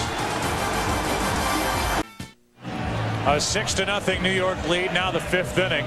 Joe Buck and Tim McCarver with you. This is why the Mets went out and got Mike Hampton. They gave him the ball in Game 1 of the regular season. They gave him the ball in Game 1 of the division series. They gave him the ball in Game 1 of this series. He was a winner. He's pitching terrific baseball here tonight. Now he has a 6-run lead. The Mets are rolling at this point and thinking of their first World Series since 1986. Bob said before the game that this could be his signature game and the perfect time to pitch a good game, being a free agent this fall. Has he ever delivered? Not only in Game 1, the Cardinals haven't scored against him yet. 7 shutout innings in Game 1 and 4 here tonight. 1 ball, no strikes on Langford. Now 1-1.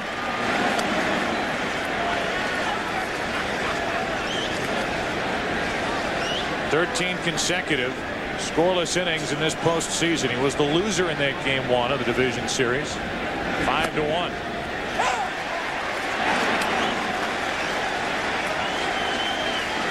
Langford in the hole, 1-2. Bottom 3 in the order. Carlos Hernandez will follow, and then a pinch hitter. Langford's gone, and that's strikeout number 5. The St. Paul Company's trivia question. Cardinals won their last World Championship in 1982. Who was the World Series most valuable player? You should know this. Well, I said Willie McGee.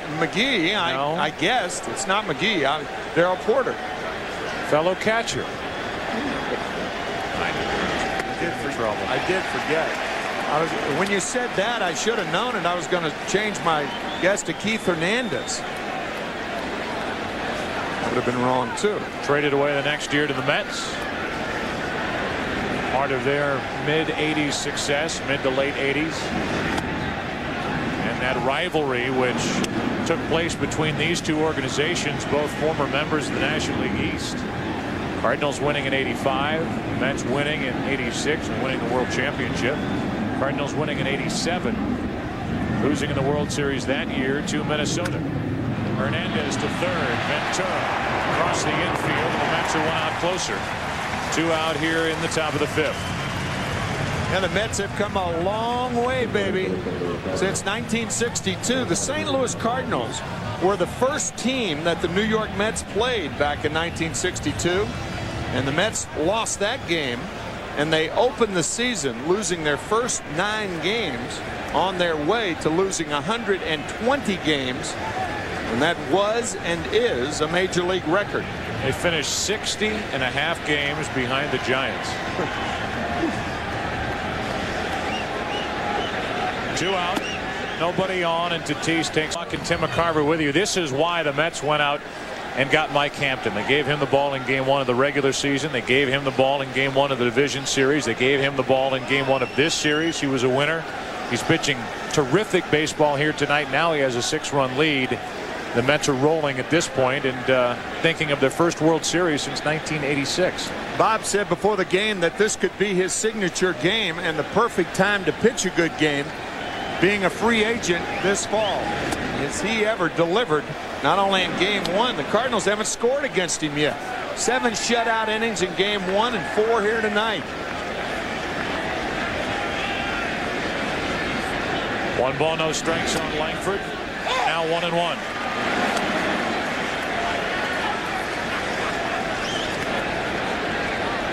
"13 consecutive scoreless innings in this postseason. He was the loser in that game 1 of the division series. 5-1.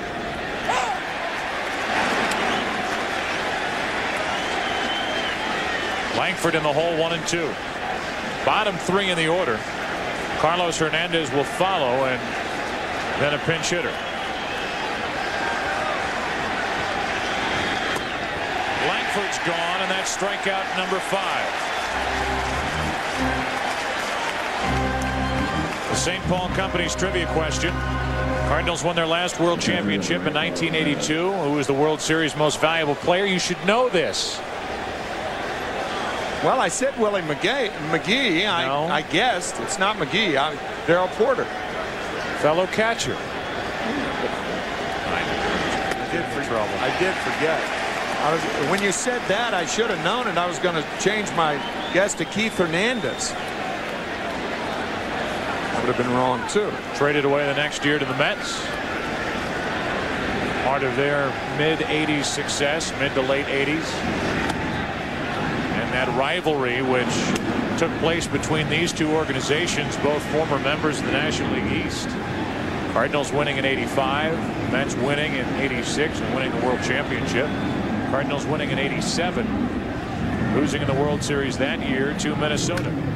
Hernandez to third. Ventura across the infield. The Mets are 1 out closer. 2 out here in the top of the 5th. And the Mets have come a long way, baby. Since 1962, the St. Louis Cardinals were the first team that the New York Mets played back in 1962. And the Mets lost that game, and they opened the season losing their first 9 games on their way to losing 120 games. And that was and is a major league record. They finished 60.5 games behind the Giants. 2 out, nobody on, and Tatis takes a ball high. 60.5 out as Britt Reams cranks it up. 3rd time he has warmed in this game.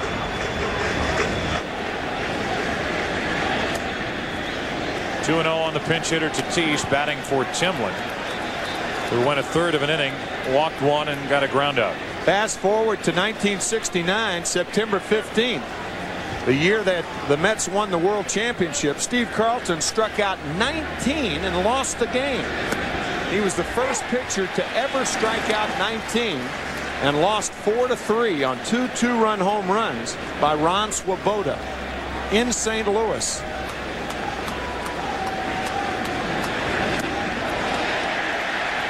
Two balls, 2 strikes on Tatis. The New York Mets clinched the pennant against the St. Louis Cardinals that year. The last 2 outs were made on a ground ball double play hit by Joe Torre. 3-2. Casey Stengel was the manager back in 1962. Roger Craig led that team in wins with 10 and losses with 24. These fans loving it. And according to Casey Stengel in 1962, they start him young around here. Now I'll have to say another thing about it. They're sticking with us. We've got them from the babies up. As soon as the kid could talk, he started to say Metzi, Metzi, not Papa, not Mama, Metzi, Metzi, Metzi. So that's what they are. They're now singing the kids Metzi, Metzi, Metzi. See where they want food and everything. The National League Championship Series on Fox is brought to you by the St. Paul Companies, property and liability insurance for business without question at St. Paul. By Compaq, welcome to the new IT, inspiration technology from Compaq. By Chevrolet Trucks, the most dependable, longest-lasting trucks on the road. And by Bud Light, for the great taste that won't fill you up and never let you down, make it a Bud Light. The Bud One airship and its eye-in-the-sky camera are proud to provide you with these live shots 1,000 feet above New York and Shea Stadium. Windy night. And here's the rookie, Britt Reams. So good in the postseason so far for Tony La Russa in 3 games. 1 in this NLCS, 4 in the 3rd innings, picking up Rick Ankiel in game 2. And he misses with ball 1 to Mike Bordick.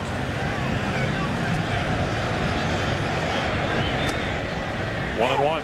Only run that Reams gave up in game 2 was a home run, an opposite field home run to Mike Piazza in that 4 1/3 innings.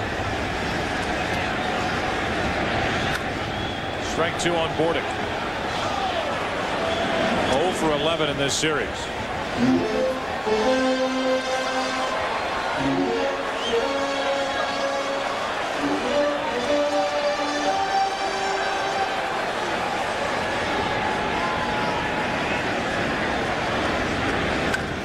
Up the middle, and the first base hit for Bordick in this series.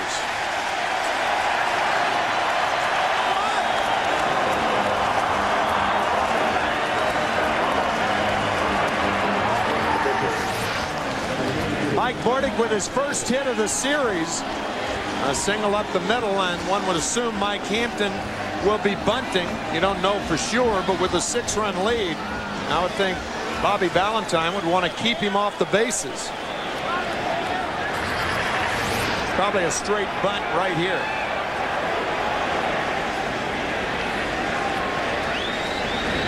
Whoa. The crowd won't like that, neither will these Mets, as Hampton is dumped by the rookie Reams. You can't see why that's intentional, but you can see the padding that Hampton wears on that left arm. There are very few hitters in Major League Baseball history who have been left-handed throwers and right-handed batters. But Hampton wearing that padding for obvious reasons. The bunt in the air, that won't do anything except produce the first out in the bottom of the 5th. If Mike is hitting that lead arm, I mean, it could affect his career, and that's why he wears that padding. Bunts it high. Will Clark is there. Would have been interesting had Clark just let that ball drop and then thrown to Vigna covering. Perhaps you would have gotten Bordick hung up, or let it drop and go to second base. Hampton wasn't running. He could have pulled off a double play. Here's Perez, who is 2 out of 3. Now 316 in the postseason, and in this series, 7 out of 21.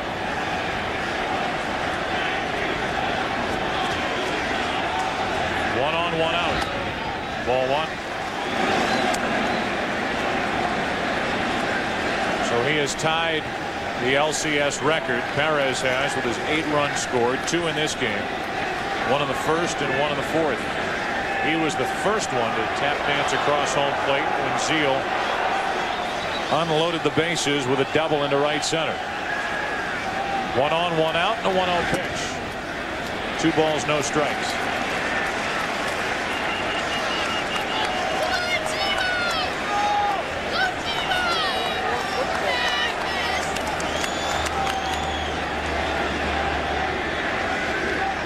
having fun on a school night.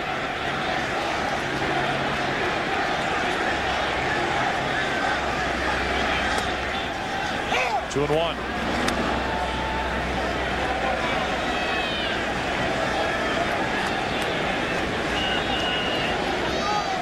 Edgardo Alfonzo waits on deck.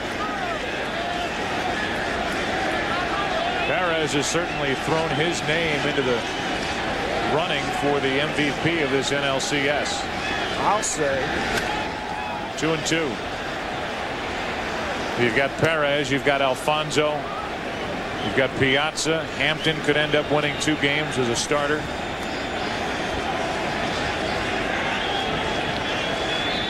Mets leading 6-0 here in the 5th inning with a runner at first, 1 out. New York's out hit St. Louis 8-3. Cardinals have committed 2 errors. There could very well be 3 errors on the board in this game 5. Still 2-2.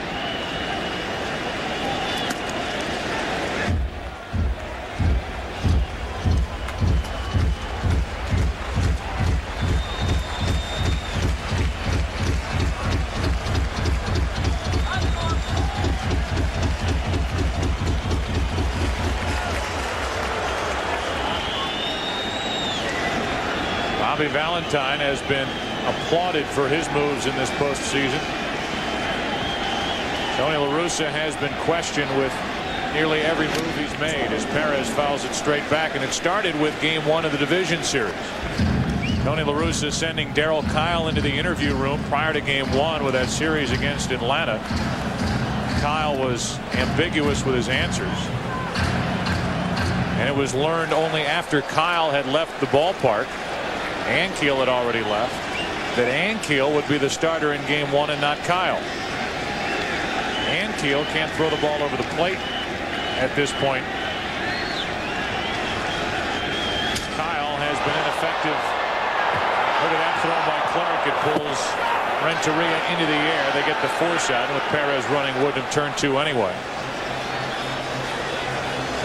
Kyle could have 2 losses hung up on him in this NLCS. Edgardo Alfonzo walks in. Here to talk about the All-Star second baseman, his manager, Bobby Valentine, on his importance to this team.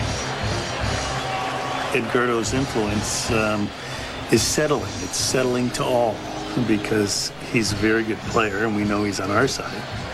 But he's also a guy who understands the game. He understands the arena of New York, and he understands this playoff situation. He waits for the first from Reams, and it's scooped up by Hernandez, ball 1. Edgardo Alfonzo, who was disappointed with the intensity of his teammates during and after game 3, the Saturday game, when Andy Pettis shut down the Mets and the Cardinals won what is their only game so far in this NLCS, 8-2. And he called on the bench players to get into the game a little more, his fellow starters to turn up the intensity a notch, and they came out ready in last night's game after falling behind 2-0 after a half inning. That bench was up and cheering on the top step. With the 4 consecutive doubles and 5 in the first inning thrown out there by these Mets. 2 balls and a strike on Alfonzo.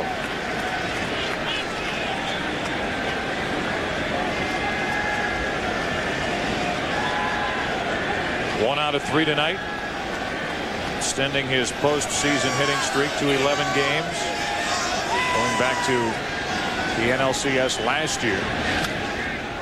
2-2. One thing that was talked about coming into this series, the absence of the Atlanta Braves. They've been the stumbling block for these Mets the past couple of seasons. Over the last 3 years, the Mets 14-29 against Atlanta, 3-20 in their last 23 games in Atlanta, and the Cardinals surprised everyone and delighted the Mets by sweeping the Braves out of the playoffs, 3 games and out in the division series. Not surprising by the end result, the victory in the series, but the manner in which they did it. Alfonso up the middle, another hit. Perez will hold at second, 2 on, 2 out. And here are the Mets leading 6-0 in the 5th inning of Game 5. Merely outs away from their first trip to the World Series since 1986. Yeah, Joe, you and I did the divisional game, the game won by Vinny Agbayani in the 13th inning, 3-2. Vinny winning it with a home run. And the Cardinals clinched against the Braves, winning Game 3 down in Atlanta. And this crowd here at Shea went wild, realizing the implications of the Mets, who are playing right now. They could beat anybody the way they're playing right now. But at the time, that onus of the Braves was hanging over the folks at Shea. 2 on, 2 out. Piazza takes strike 1. Piazza has a home run in this series against Reams that Tim told you about back in Game 2.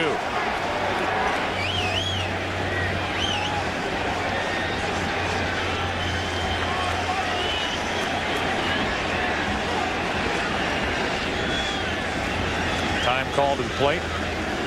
Piazza tonight as Watkins scored, grounded back to the pitcher, doubled and scored.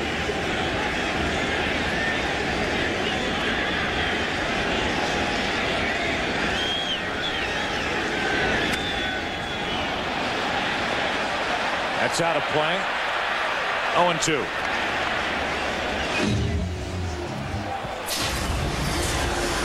Game 4.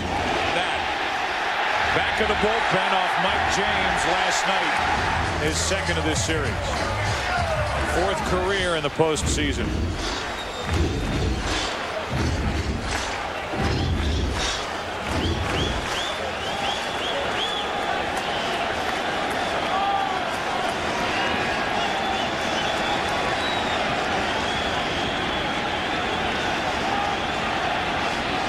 Reams trying to pitch a scoreless 5th. Takes care of Piazza and the Mets. 2 hits, 2 left. The Mets have left 9. They've scored 6, and behind Mike Hampton, here in Game 5, leads St. Louis 6-0. Back to the hill is Mike Hampton. 6th inning now, 6-0 Mets. James Cameron, the director of the Terminator, brings you his new series, Dark Angel, tomorrow at 9 Eastern, 8 Central. Cardinal uniform. A 3-1 series advantage over Atlanta. Some pitching rotation questions in that series as well. Starting pitchers on short rest. He ended up sending Donovan Osborne to the mound in Game 7 of that National League Championship Series. The look in his eyes told you before that thing started, the Braves were going to the World Series. No, the Cardinals did not score but 1 run in the last 3 games against Atlanta that year. The other 2 things you mentioned last inning, to me, they're not controversial. You can't look at 1 inning during this playoff series and tell me that Mark McGwire could have been used by Tony La Russa. That is a non-issue in my view.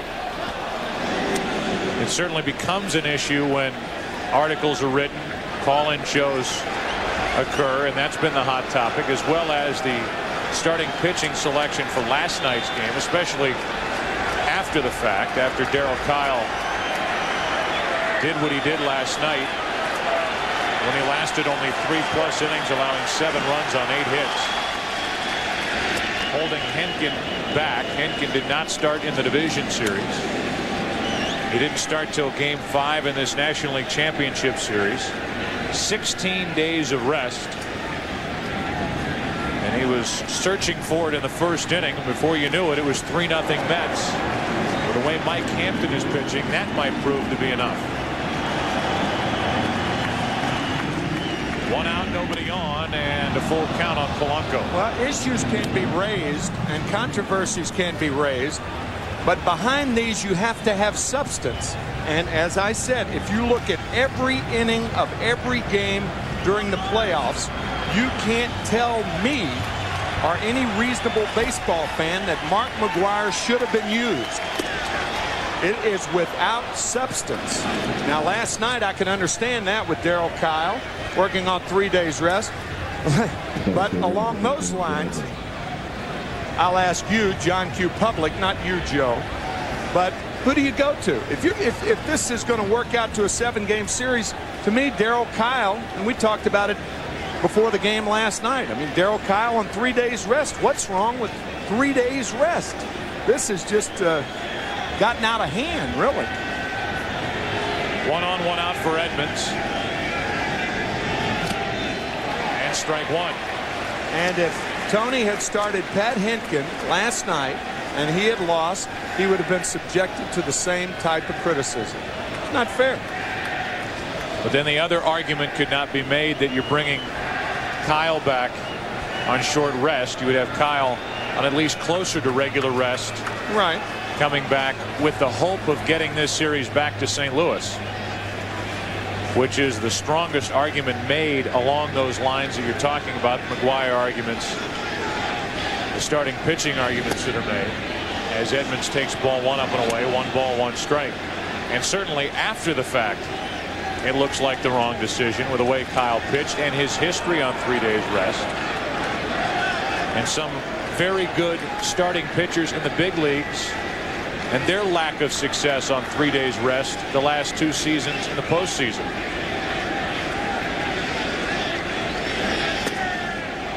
Two balls and a strike. The past 2 postseasons, 8 pitchers have thrown on 3 days rest.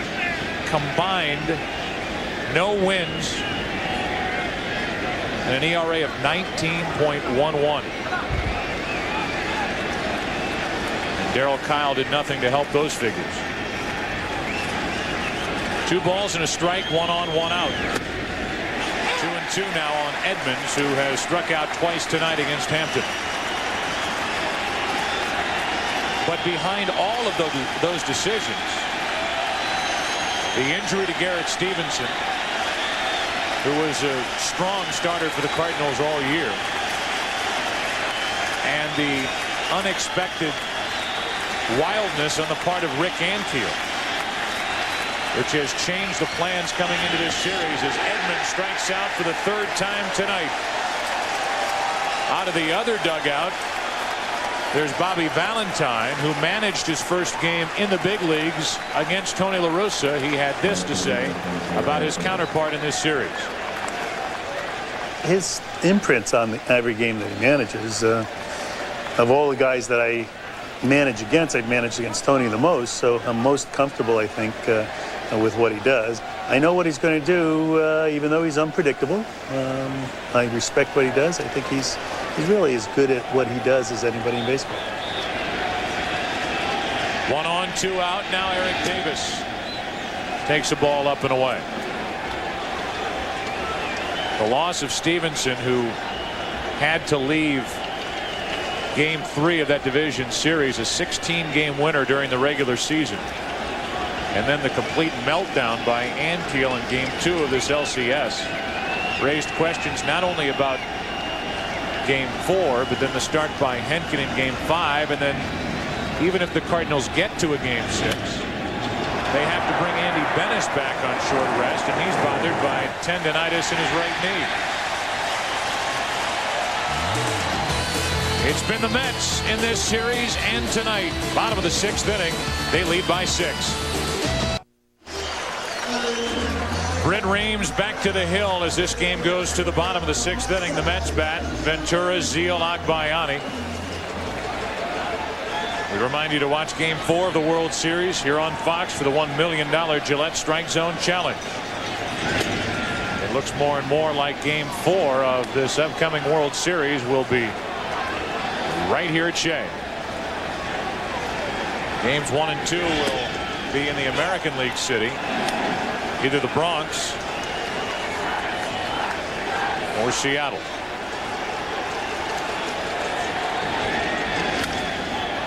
Ventura into center for Edmonds. 1 away. Ventura retired for the first time tonight. It brings in Robin Ventura's carpool mate, coming to the ballpark for most of the season, Todd Zeile. Ventura and Zeile riding to the ballpark together day after day. Zeile just drove Ventura around the bases and to the plate. Perez, Piazza, Ventura to make it 6-0. So it was Todd's turn to drive. One good drive deserves another. Strike one from Britt Reams. He was in the express lane with that last ball he hit to right center. Cut right through the wind and off the wall in right center field. 1-1.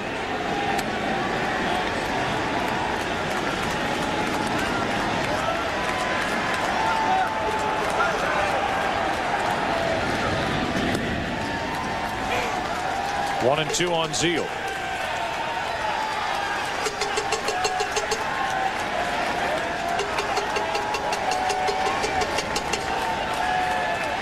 Agbayani next, 2-2.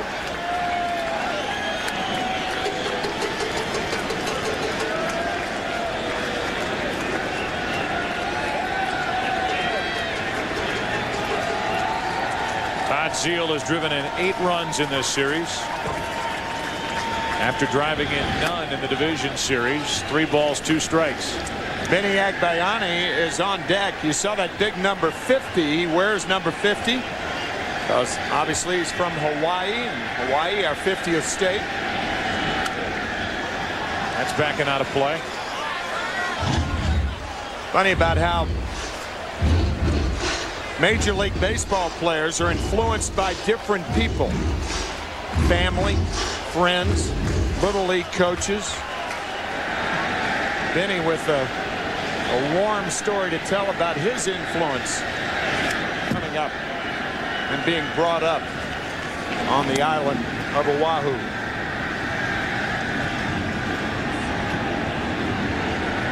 Meanwhile, 3 balls, 2 strikes on Zeile.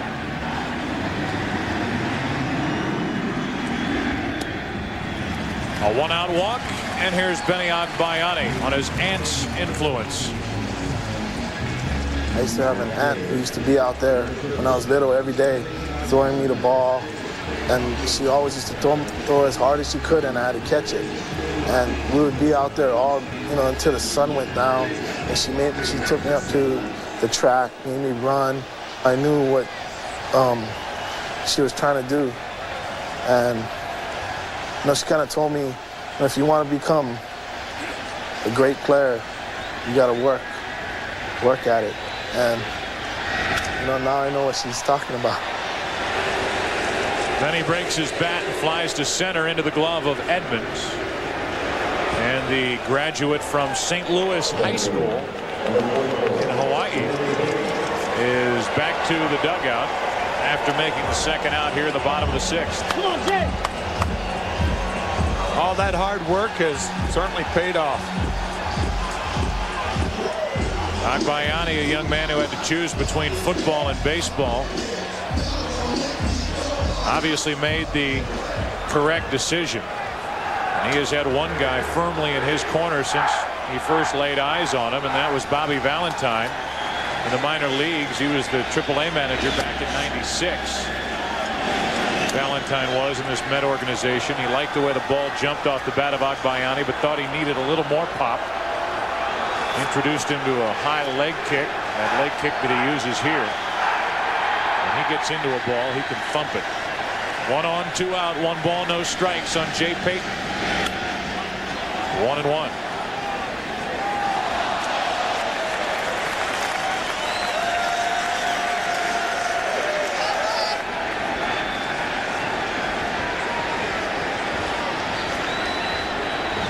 We understand people are lining up and forming lines outside Shea Stadium, hoping to get their hands on World Series tickets. Renteria takes care of the force out at second off the bat of Payton. And we go to the 7th. Still 6-0 Mets. Back after this from your local Fox station. Top of the 7th inning, Hampton back to work. 6-0 the Mets lead. Some work went into that sign, believing that tonight would be the night the Mets would advance to the World Series. They lead by 6. And tonight, immediately after the game, turn to Fox Sports Net for a special edition of the National Sports Report, live from Shea Stadium. Keith Olbermann and Steve Lyons give you complete post-game coverage, including highlights, interviews, and analysis of the entire National League Championship Series. The National Sports Report tonight after the game on Fox Sports Net.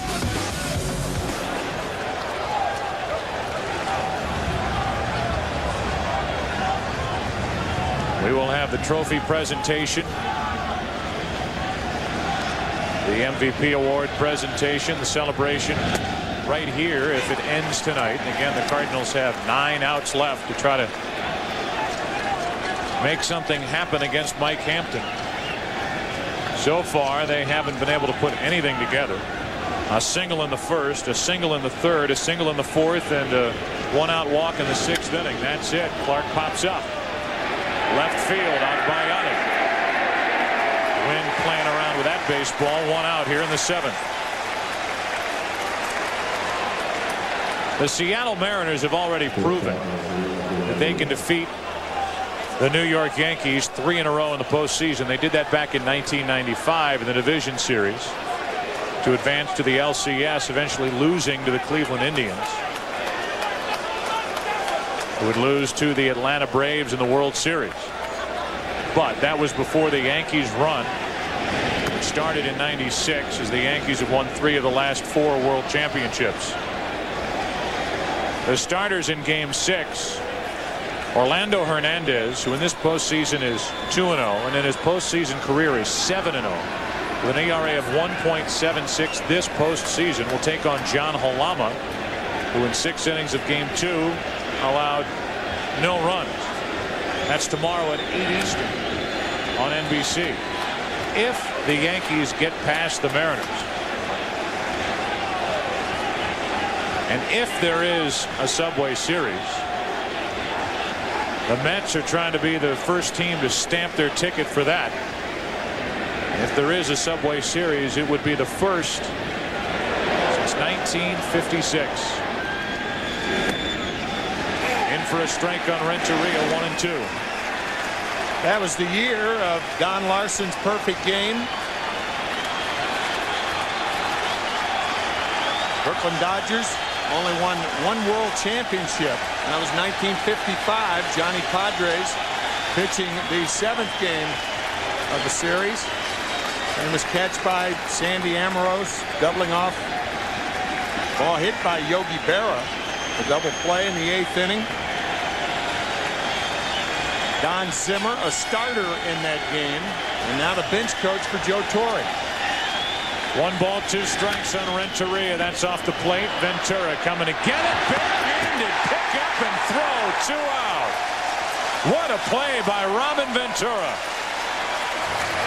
Usually you do not see a bare hand on a ball hit this high. The ball took a tricky little hop, and Ventura adjusting to it and throws out Renteria. What a play.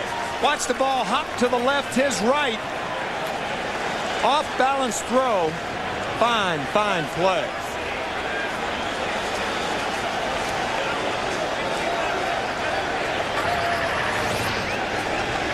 Boy, if the Yankees indeed face the Mets in the World Series, it will be a World Series which will highlight 2 third basemen who come in on the ball. Probably the best in the big leagues in today's game. And Robin Ventura for the Mets, Scott Brosius for the Yankees. No argument here. 2 up, 2 down in the 7th inning. And Hampton is just too much tonight for St. Louis. 0-2 on Langford. Rick Ankiel getting loose for the Cardinals in the bullpen.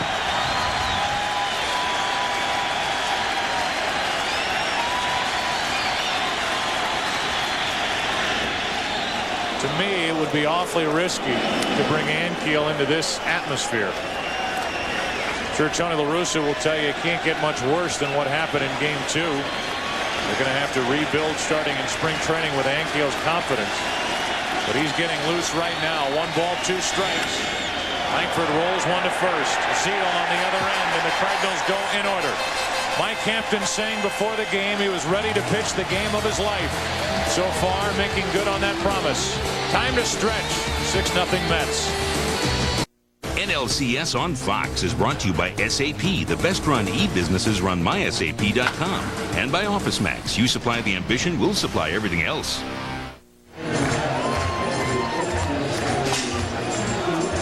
Well, here in the bottom of the 7th inning,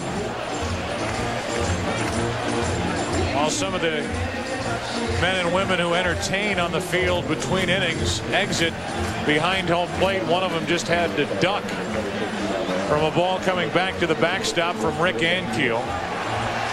And anybody with any compassion, whoever they root for, has to hope that Ankiel has an uneventful 7th inning. Here's pitching coach Dave Wallace for the Mets. I hope our fans do the right thing if the same thing happens. Hoping that if Ankiel has those same troubles as fans, do the right thing, and that's a good start. A fastball just poured into Mike Bordick. Eli Marrero now catching as Hernandez is finished for the rest of the night.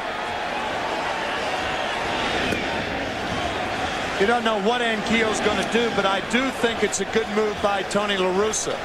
Instead of allowing this to fester, his 2 performances against Atlanta and against the Mets, if there is a continuation of that, there's no more damage done than there was. But if he comes in with an inning or 2, retires the Mets in order, and perhaps ending the season on a positive note. 3 balls and a strike. Classic comment from Dave Wallace, though. And to be expected from a guy like Dave Wallace. Exactly. 3 balls and a strike on Bordick with Hampton, the pitcher, next. And a leadoff walk. Who can forget the control trouble for Ankiel in game 2? He lasted only 2/3 of an inning. That was his first pitch to Perez. A couple of wild pitches mixed in to go with these out of the strike zone. And after 2/3 of an inning, Britt Reams was pitching. Now, after Reams is finished, it's Ankiel coming in, and Mike Hampton tiptoeing into the batter's box and getting a bunt down. That wasn't easy. And the sacrifice good, 3-4.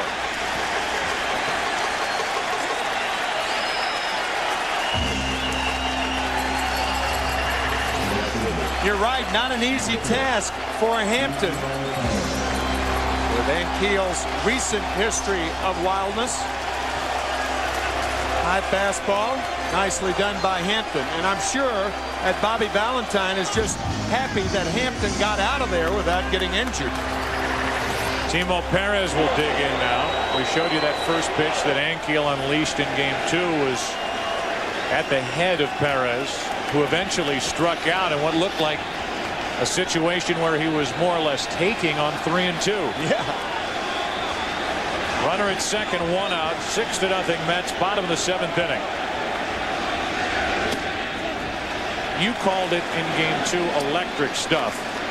And you don't have to know much about baseball to watch Rick Ankiel pitch and compare him to others that you see even in a postseason game. And see how talented this 21-year-old can be. On the outside corner, a ball and a strike. And Rick walked 99 this season. Struck out 194 to break Dizzy Dean's rookie strikeout record for the Cardinals, set in 1932.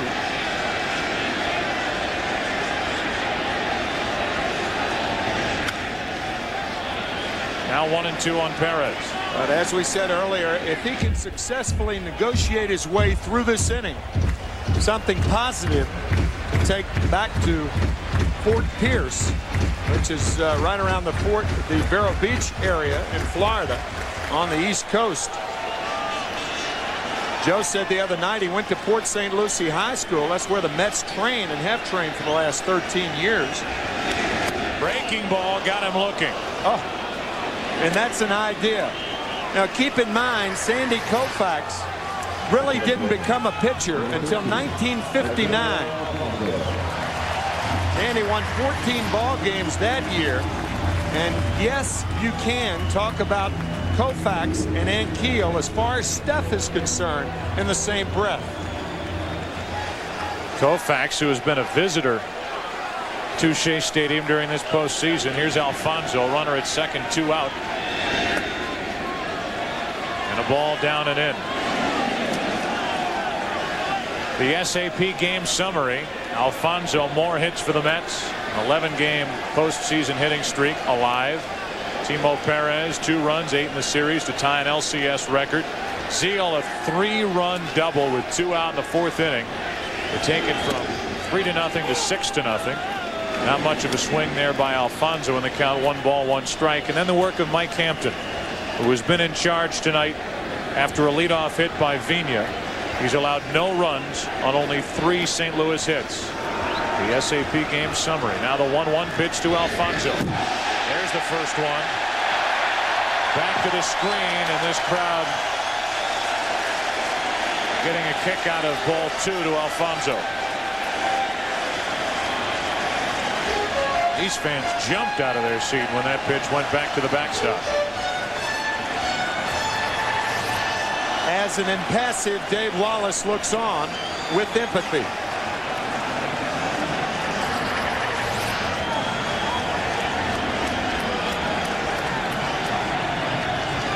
Runner in third, another wild pitch. Here comes Bordick, 7-0.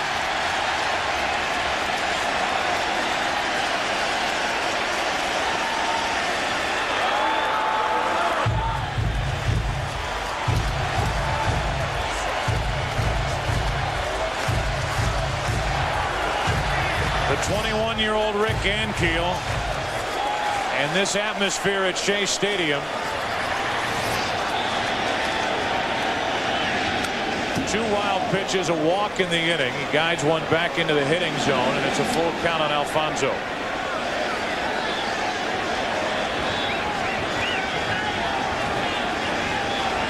After the game, stay with us. The post-game celebration, presentation of the National League Championship Series trophy, and the MVP presentation.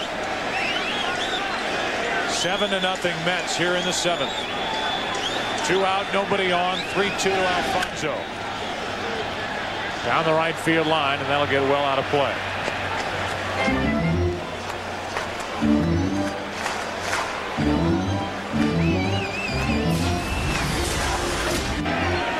To Edgardo Alfonso, the fastball misses inside.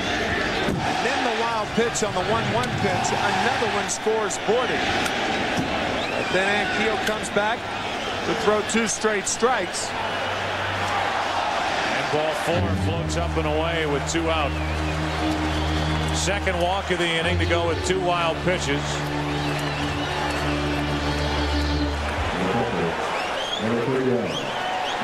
A postseason record for Rick Ankiel, and something he wants no part of. 9 wild pitches in a career. A postseason record. And Ankiel got 2 outs, able to smile a little as Mike James comes in from the Cardinal bullpen. Well, let's talk about Rick Ankiel again. I know many will question Tony La Russa bringing Rick Ankiel in this atmosphere, as we talked about when he entered in the bottom of the 7th inning. He issued a leadoff walk, threw 2 wild pitches during the at-bat of Edgardo Alfonso, eventually walked him. He's gone. He struck out Perez during the inning. He gives way to Mike James, and the question will be, did that further damage the psyche of Rick Ankiel heading toward the offseason? Well, I guess it's an arguable point, but my view is he could not have been worse off had he not pitched tonight.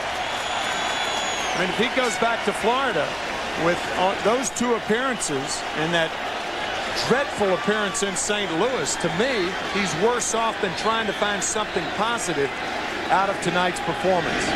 It was interesting, Joe, to see him go back to the dugout. The Cardinal teammates shaking his hand, patting him on the back, almost like a field goal kicker who had missed a very important 3-point try in the Super Bowl.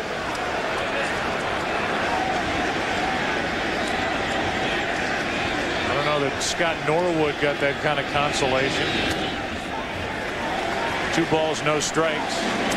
But I think as you are talking about, the hope was to get anything positive out of one last appearance before the offseason. He made some good pitches, but again, showed that wildness, something that hasn't been a problem for him, even in the short while he was up in the big leagues at the end of last year. And nothing to this extent during the regular season his rookie year. But Tony La Russa giving him a shot here at Shea Stadium in Game 5. And he ends up with 2 more walks and 2 more wild pitches and 9 in his postseason career, which is a record already. 3-1 now on Piazza. And you'll notice Rick Ankiel, when he went back to the Cardinals bench after coming out of the ballgame, immediately going to Mike Matheny, the injured regular season catcher for the St. Louis Cardinals. I don't think we can overstate how much the Cardinals have missed Mike Matheny in this series. That's him in the jacket next to Ankiel. 3 balls and a strike on Piazza. And again, if you're just joining us, you don't know the story behind Mike Matheny and why he's on the bench. Was opening a birthday present late one night or early in the morning after a long flight home back from San Diego. He was by himself. He opened up a present. It was a hunting knife, something, by the way, that he doesn't really collect. He was putting it back in its sheath, and it cut right through the sheath and right into the ring finger on his right hand, severing tendons and damaging a nerve. Piazza reaching for it, pops it up. James and the Cardinals out of the 7th, and as we go to the 8th inning here at Shea Stadium, the Mets on top now, 7-0. Mike Hampton to work in the 8th inning. He has 8 strikeouts tonight. Some of the ways that he piled them up here in Game 5. Joe and I talked earlier about how Mike Hampton is not a strikeout pitcher. His career high is 12 Ks. Normally a ground ball pitcher, but tonight has belonged totally to Mike Hampton. Everything down, down, down from Hampton with movement on it. Eli Marrero, his first at bat since taking over behind the plate for Carlos Hernandez. Cardinals bringing in a more athletic catcher when they brought in Rick Ankiel. That's a bad sign. Yep. You need a guy who can jump. If you worry about the vertical leap of your catcher when you bring in a pitcher, it's not a good sign. Which is what Tony La Russa told us is the reason that Marrero caught Ankiel in Game 2 and then brought him in tonight. 2 balls and a strike from Hampton, pitching in the 8th, leading by 7 now, 2-2.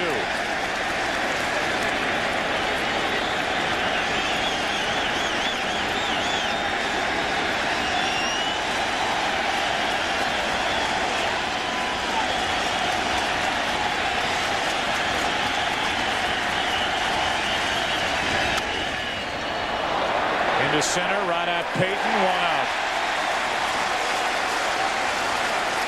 What do you see from Mike Hampton tonight, Bob?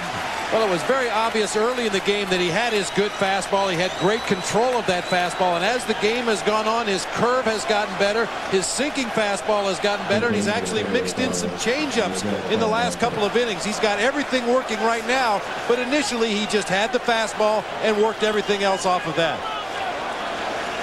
Sean Dunston will come off the bench and pinch hit. 3 out of 6 in the postseason so far. Dunston, then Vina against Hampton.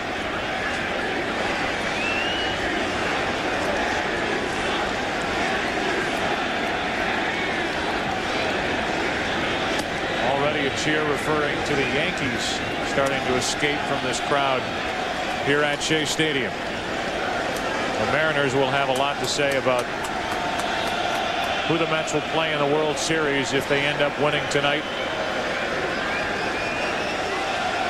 to stamp their ticket and send them to the Fall Classic for the first time since '86. They're 1 out closer, it would appear, as Zeal puts it away, 2 out.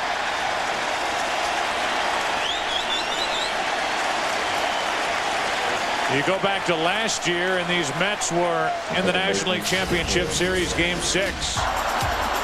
They had been down 5-0 in the first inning. They tied the game 7-7, but in Game 6, the bases loaded walk to Andrew Jones. Kenny Rogers had walked 3 batters that inning, sent the Braves to the World Series. 4 games for the Braves after that. More frustration for Atlanta and their fans as the Yankees won their 25th World Championship. Fernando Vina with 2 out, nobody on, took ball 1. Vina 1 out of 3 tonight. That's foul. 1-1. Joe, you mentioned the Seattle Mariners. Keep in mind that Freddie Garcia and company, the bullpen included, shut out the Yankees in Game 1 of the American League Championship Series. And as you mentioned, John Halama and the bullpen held the Yankees scoreless for the first 7 innings of that game at Yankee Stadium. Until a 7-run outburst in the 8th inning, a victory in Game 2. Victories in Game 3 and 4, and right now these fans at Shea, if you look at their series on the scoreboard, applauding these Mets who lead 3-1. 7-0, 8th inning. To his right, Alfonso. Bottom of the 8th.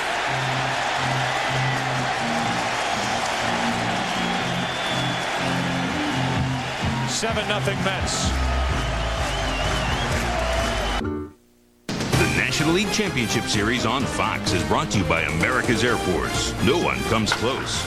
By Radio Shack, you've got questions, we've got answers. By MasterCard, there are some things money can't buy. For everything else, there's MasterCard. And by CDW. CDW, computing solutions built for business.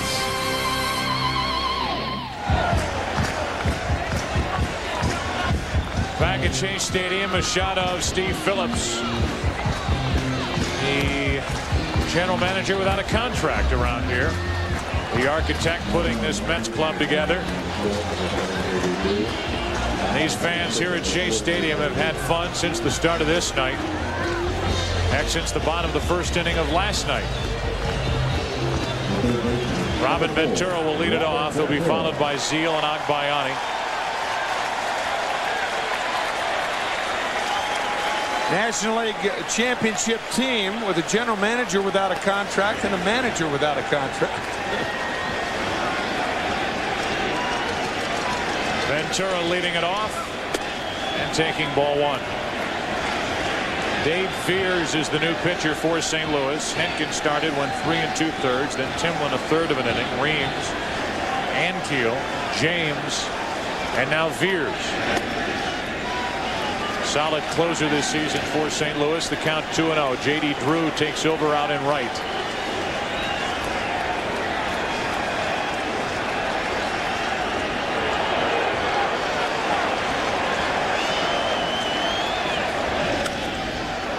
Ventura pops it into shallow center. Renteria, 1 out.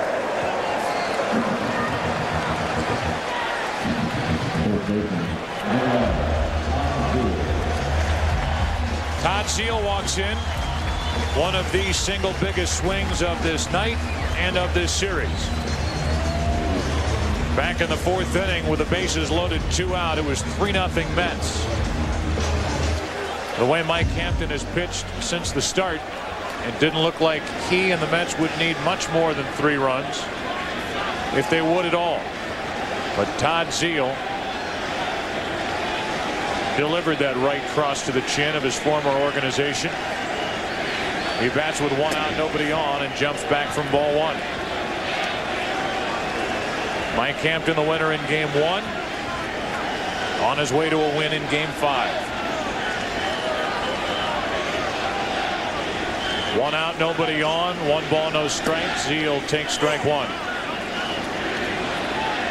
Post-game celebration after this game, then the presentation of the NLCS trophy, the MVP presentation. You could have 3 or 4 entries on that list for the MVP of this series. A 1-1 is high. 2 balls and a strike. Timo Perez, what he's done in this series. Mike Piazza over 400, 2 home runs, and Mike Hampton has pitched 15 shutout innings with 12 strikeouts. And he might have 2 of the 4 wins for the Mets in this league championship series. That's into right, playable for Drew. Fresh into the game. 2 out. You could throw Edgardo Alfonso into that mix also. Alfonso batting close to 500.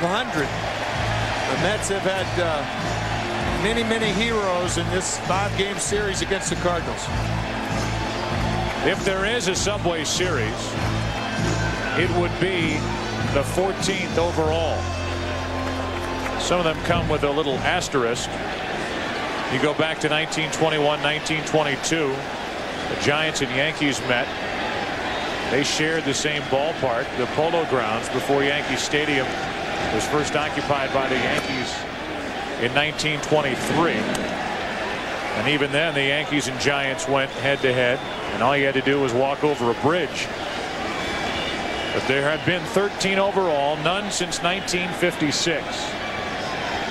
And during a 10-year stretch between 1947 and 1956, 10 years, there were 7 Subway Series. Lenny Harris having fun. Agbayani with a 2-out base hit. That keeps his hitting streak alive.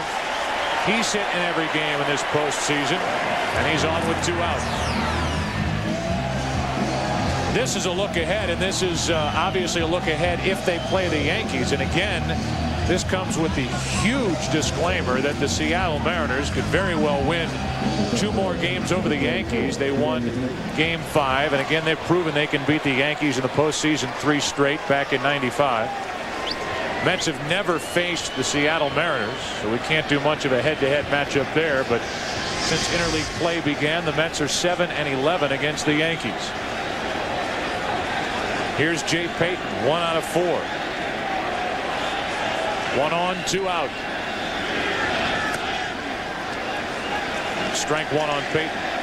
During that stretch with the 7 Subway Series over that 10-year span, the first one during that stretch was 1947. Bobby Valentine's father-in-law, Ralph Branca, opened the 47 series at Yankee Stadium for the Dodgers and lost.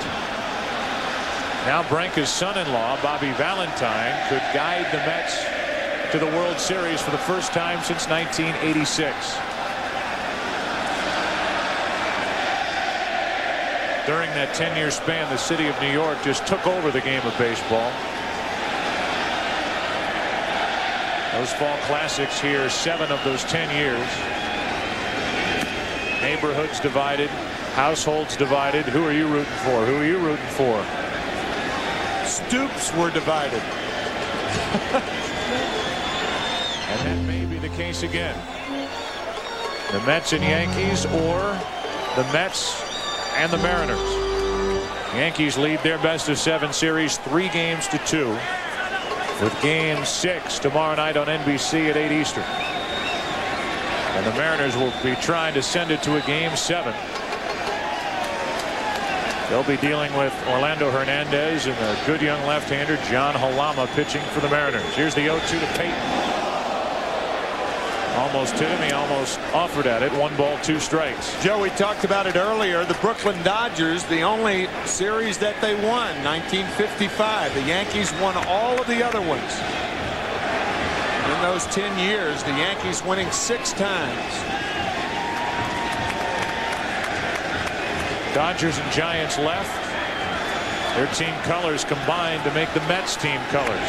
Oh, off the helmet. And Jay Payton goes out to talk to Veers and Eli Marrero, trying to avoid a riot. Now Veers reaches in and pushes Payton. And hopefully here in the 8th inning in a 7-0 game, a brawl won't mar what has been a fun night here at Shea Stadium.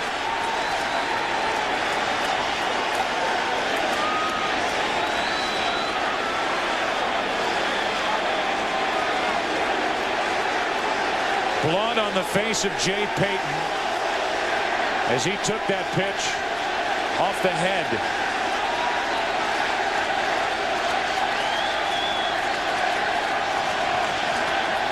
Benny Agbayani, the one with his arms wrapped firmly around Jay Payton. They're able to calm him down. And the New York Mets, in my mind, are to be commended as cooler heads prevail. And now the attention, forget what could be a fight. You hope that Jay Payton's all right. Jay appears to be all right. Going out to the mound as quickly as he did. He never lost consciousness. And this is one of the more surprising predicaments. Out of nowhere, Dave Veer's fastball veered inside and hit Jay Payton. And as you can see, right near the eye, a frightening scene.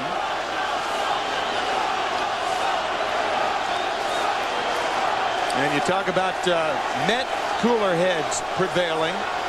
Everyone hoping that the fans here at Shea, that cooler heads prevail here.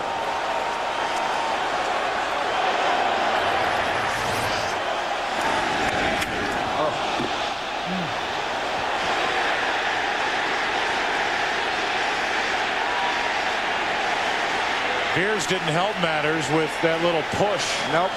After Payton, it seemed, was restrained. See that ball jump in. Sounded awful. Thankfully, Payton able to get right back up. Just above the left eye.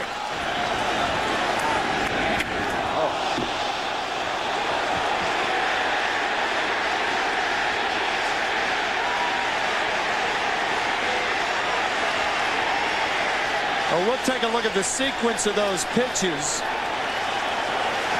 There were several splitters away during that at bat. The first pitch, one of them, and then again with the splitter. Another one fouled off. And now Veers coming inside and now way inside to hit him. Boy, that's just frightening.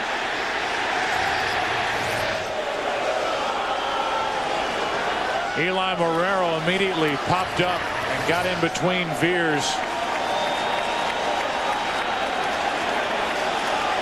and Jay Payton.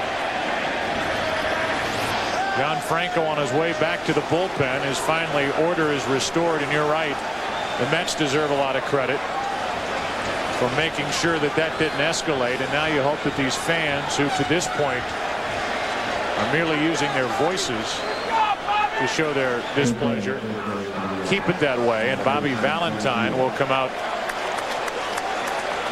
talk to Bruce Fleming, and hopefully this will end right here. But it certainly leaves a nasty taste in your mouth here. It really does. And what should very well be the final game of this National League Championship Series, Game 5. With the Mets leading 7-0 and in complete control. Veers hitting Jay Payton in the helmet.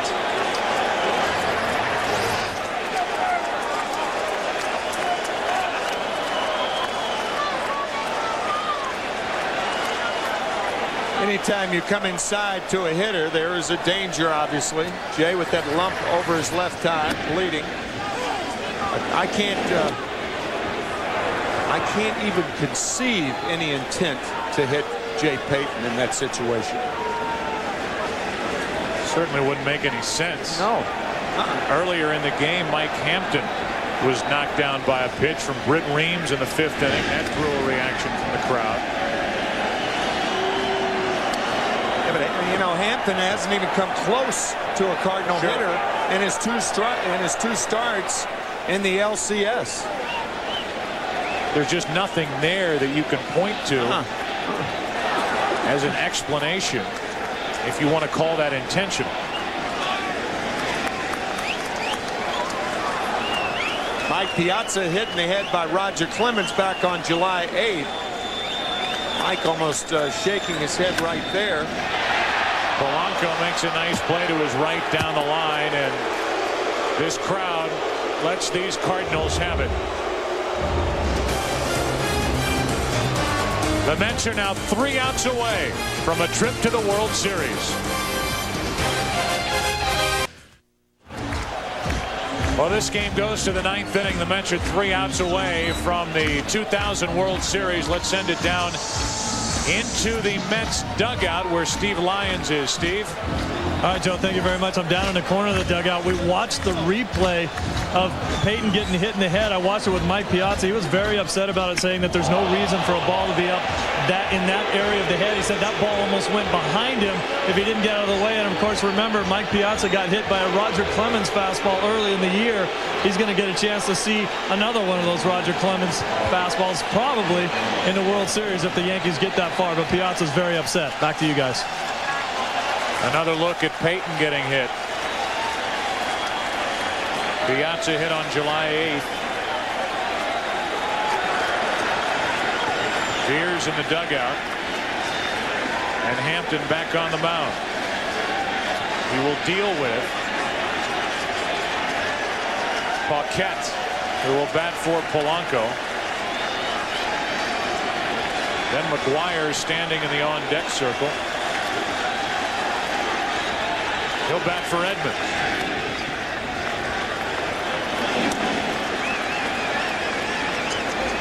Joe McEwing takes over in right field. Timo Perez goes to center as his strike is on the inside corner.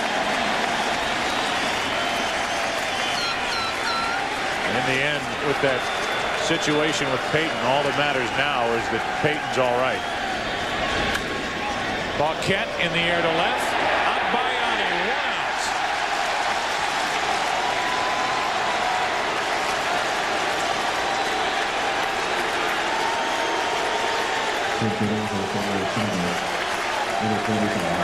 out. Well, this game 5 is not going to end with Mark McGuire on the bench, as game 1 did, as last night's game did. McGuire dealing with Hampton.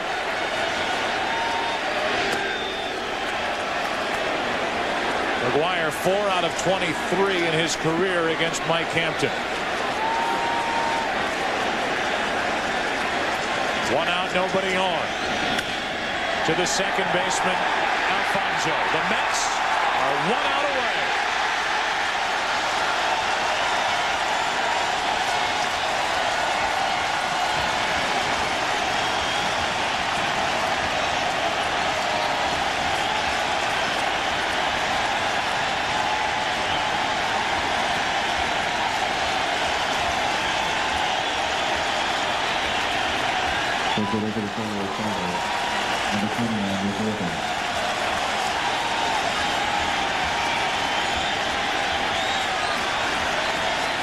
Rick Wilkins will bat in the number 4 spot and hit with 2 out, nobody on, facing Hampton.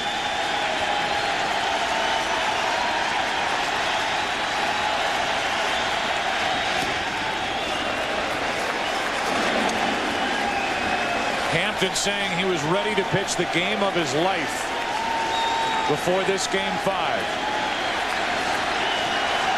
He has done that. No runs, only 3 hits.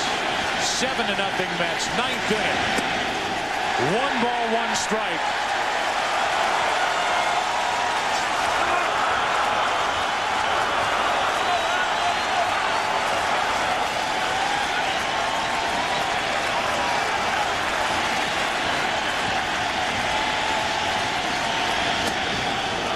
Two and 1.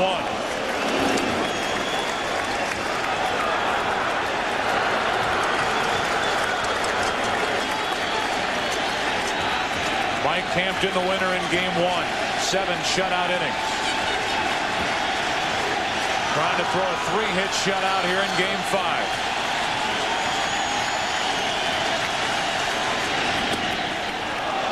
Three balls and a strike.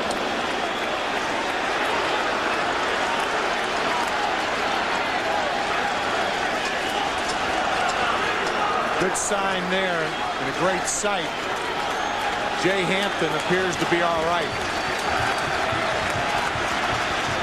Jay Payton, I beg your pardon. Hampton with a count of 3-1. For the first time since 1986, the Mets are going to the World Series.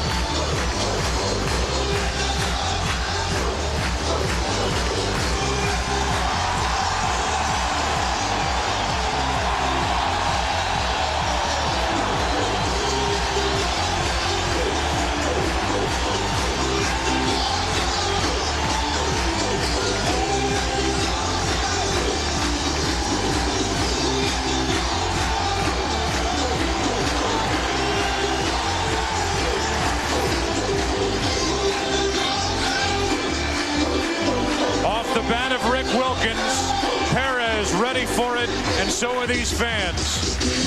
And before the rest of this night gets away from us, congratulations to these Mets. And Tim McCarver, congratulations to these fans here at Shea Stadium, who were tremendous with the way they acted here tonight. Let's go down to Steve Lyons. All right, Joe, thank you very much. I got Robin Ventura here. You played a lot of baseball. I've watched you play. I played with you, but when you scored and you came off the field, I've never seen you so emotional before. Yeah, it's a big night, and it's something when you play and you get a chance to go. This is what you play for, and this is what you put all the hard work in for. This town is going to go upside down if it becomes a Subway Series. Who do you want to see? You know what? We're happy to go right now. It'd be nice to stay home, though. No question about it. Bobby Valentine and all the heat he's taken in this town. Talk to me a little bit about the job that he's done with this club since he's been here. He's done a great job. I think he rests guys and he plays a lot of guys. And having been in the American League so long and National League, guys on the bench have to play. And you don't always like it, but he's able to do it, and he does a great job of doing that. No way did you guys want to go back to St. Louis. Hampton comes in and absolutely shuts him down for 2 games in this series for you guys. Yeah, I mean, he's done an unbelievable job. I mean, our pitchers are the reason why we're here. And, we just scored enough offense to get going, and but our pitchers are the ones that do it. You're going to the World Series. What's that feel like, man? That feels awesome. I can't believe it. All right, go celebrate with your guys. All right. All right, Joe and Tim, we'll send it back up to you guys. All right, Steve. Sometimes Bobby Valentine is called Top Step Bobby, a guy who has taken his shots for getting on the field time after time. Interesting to note that he stayed in the dugout while his players celebrated on the field as they take a victory lap around the field here at Shea.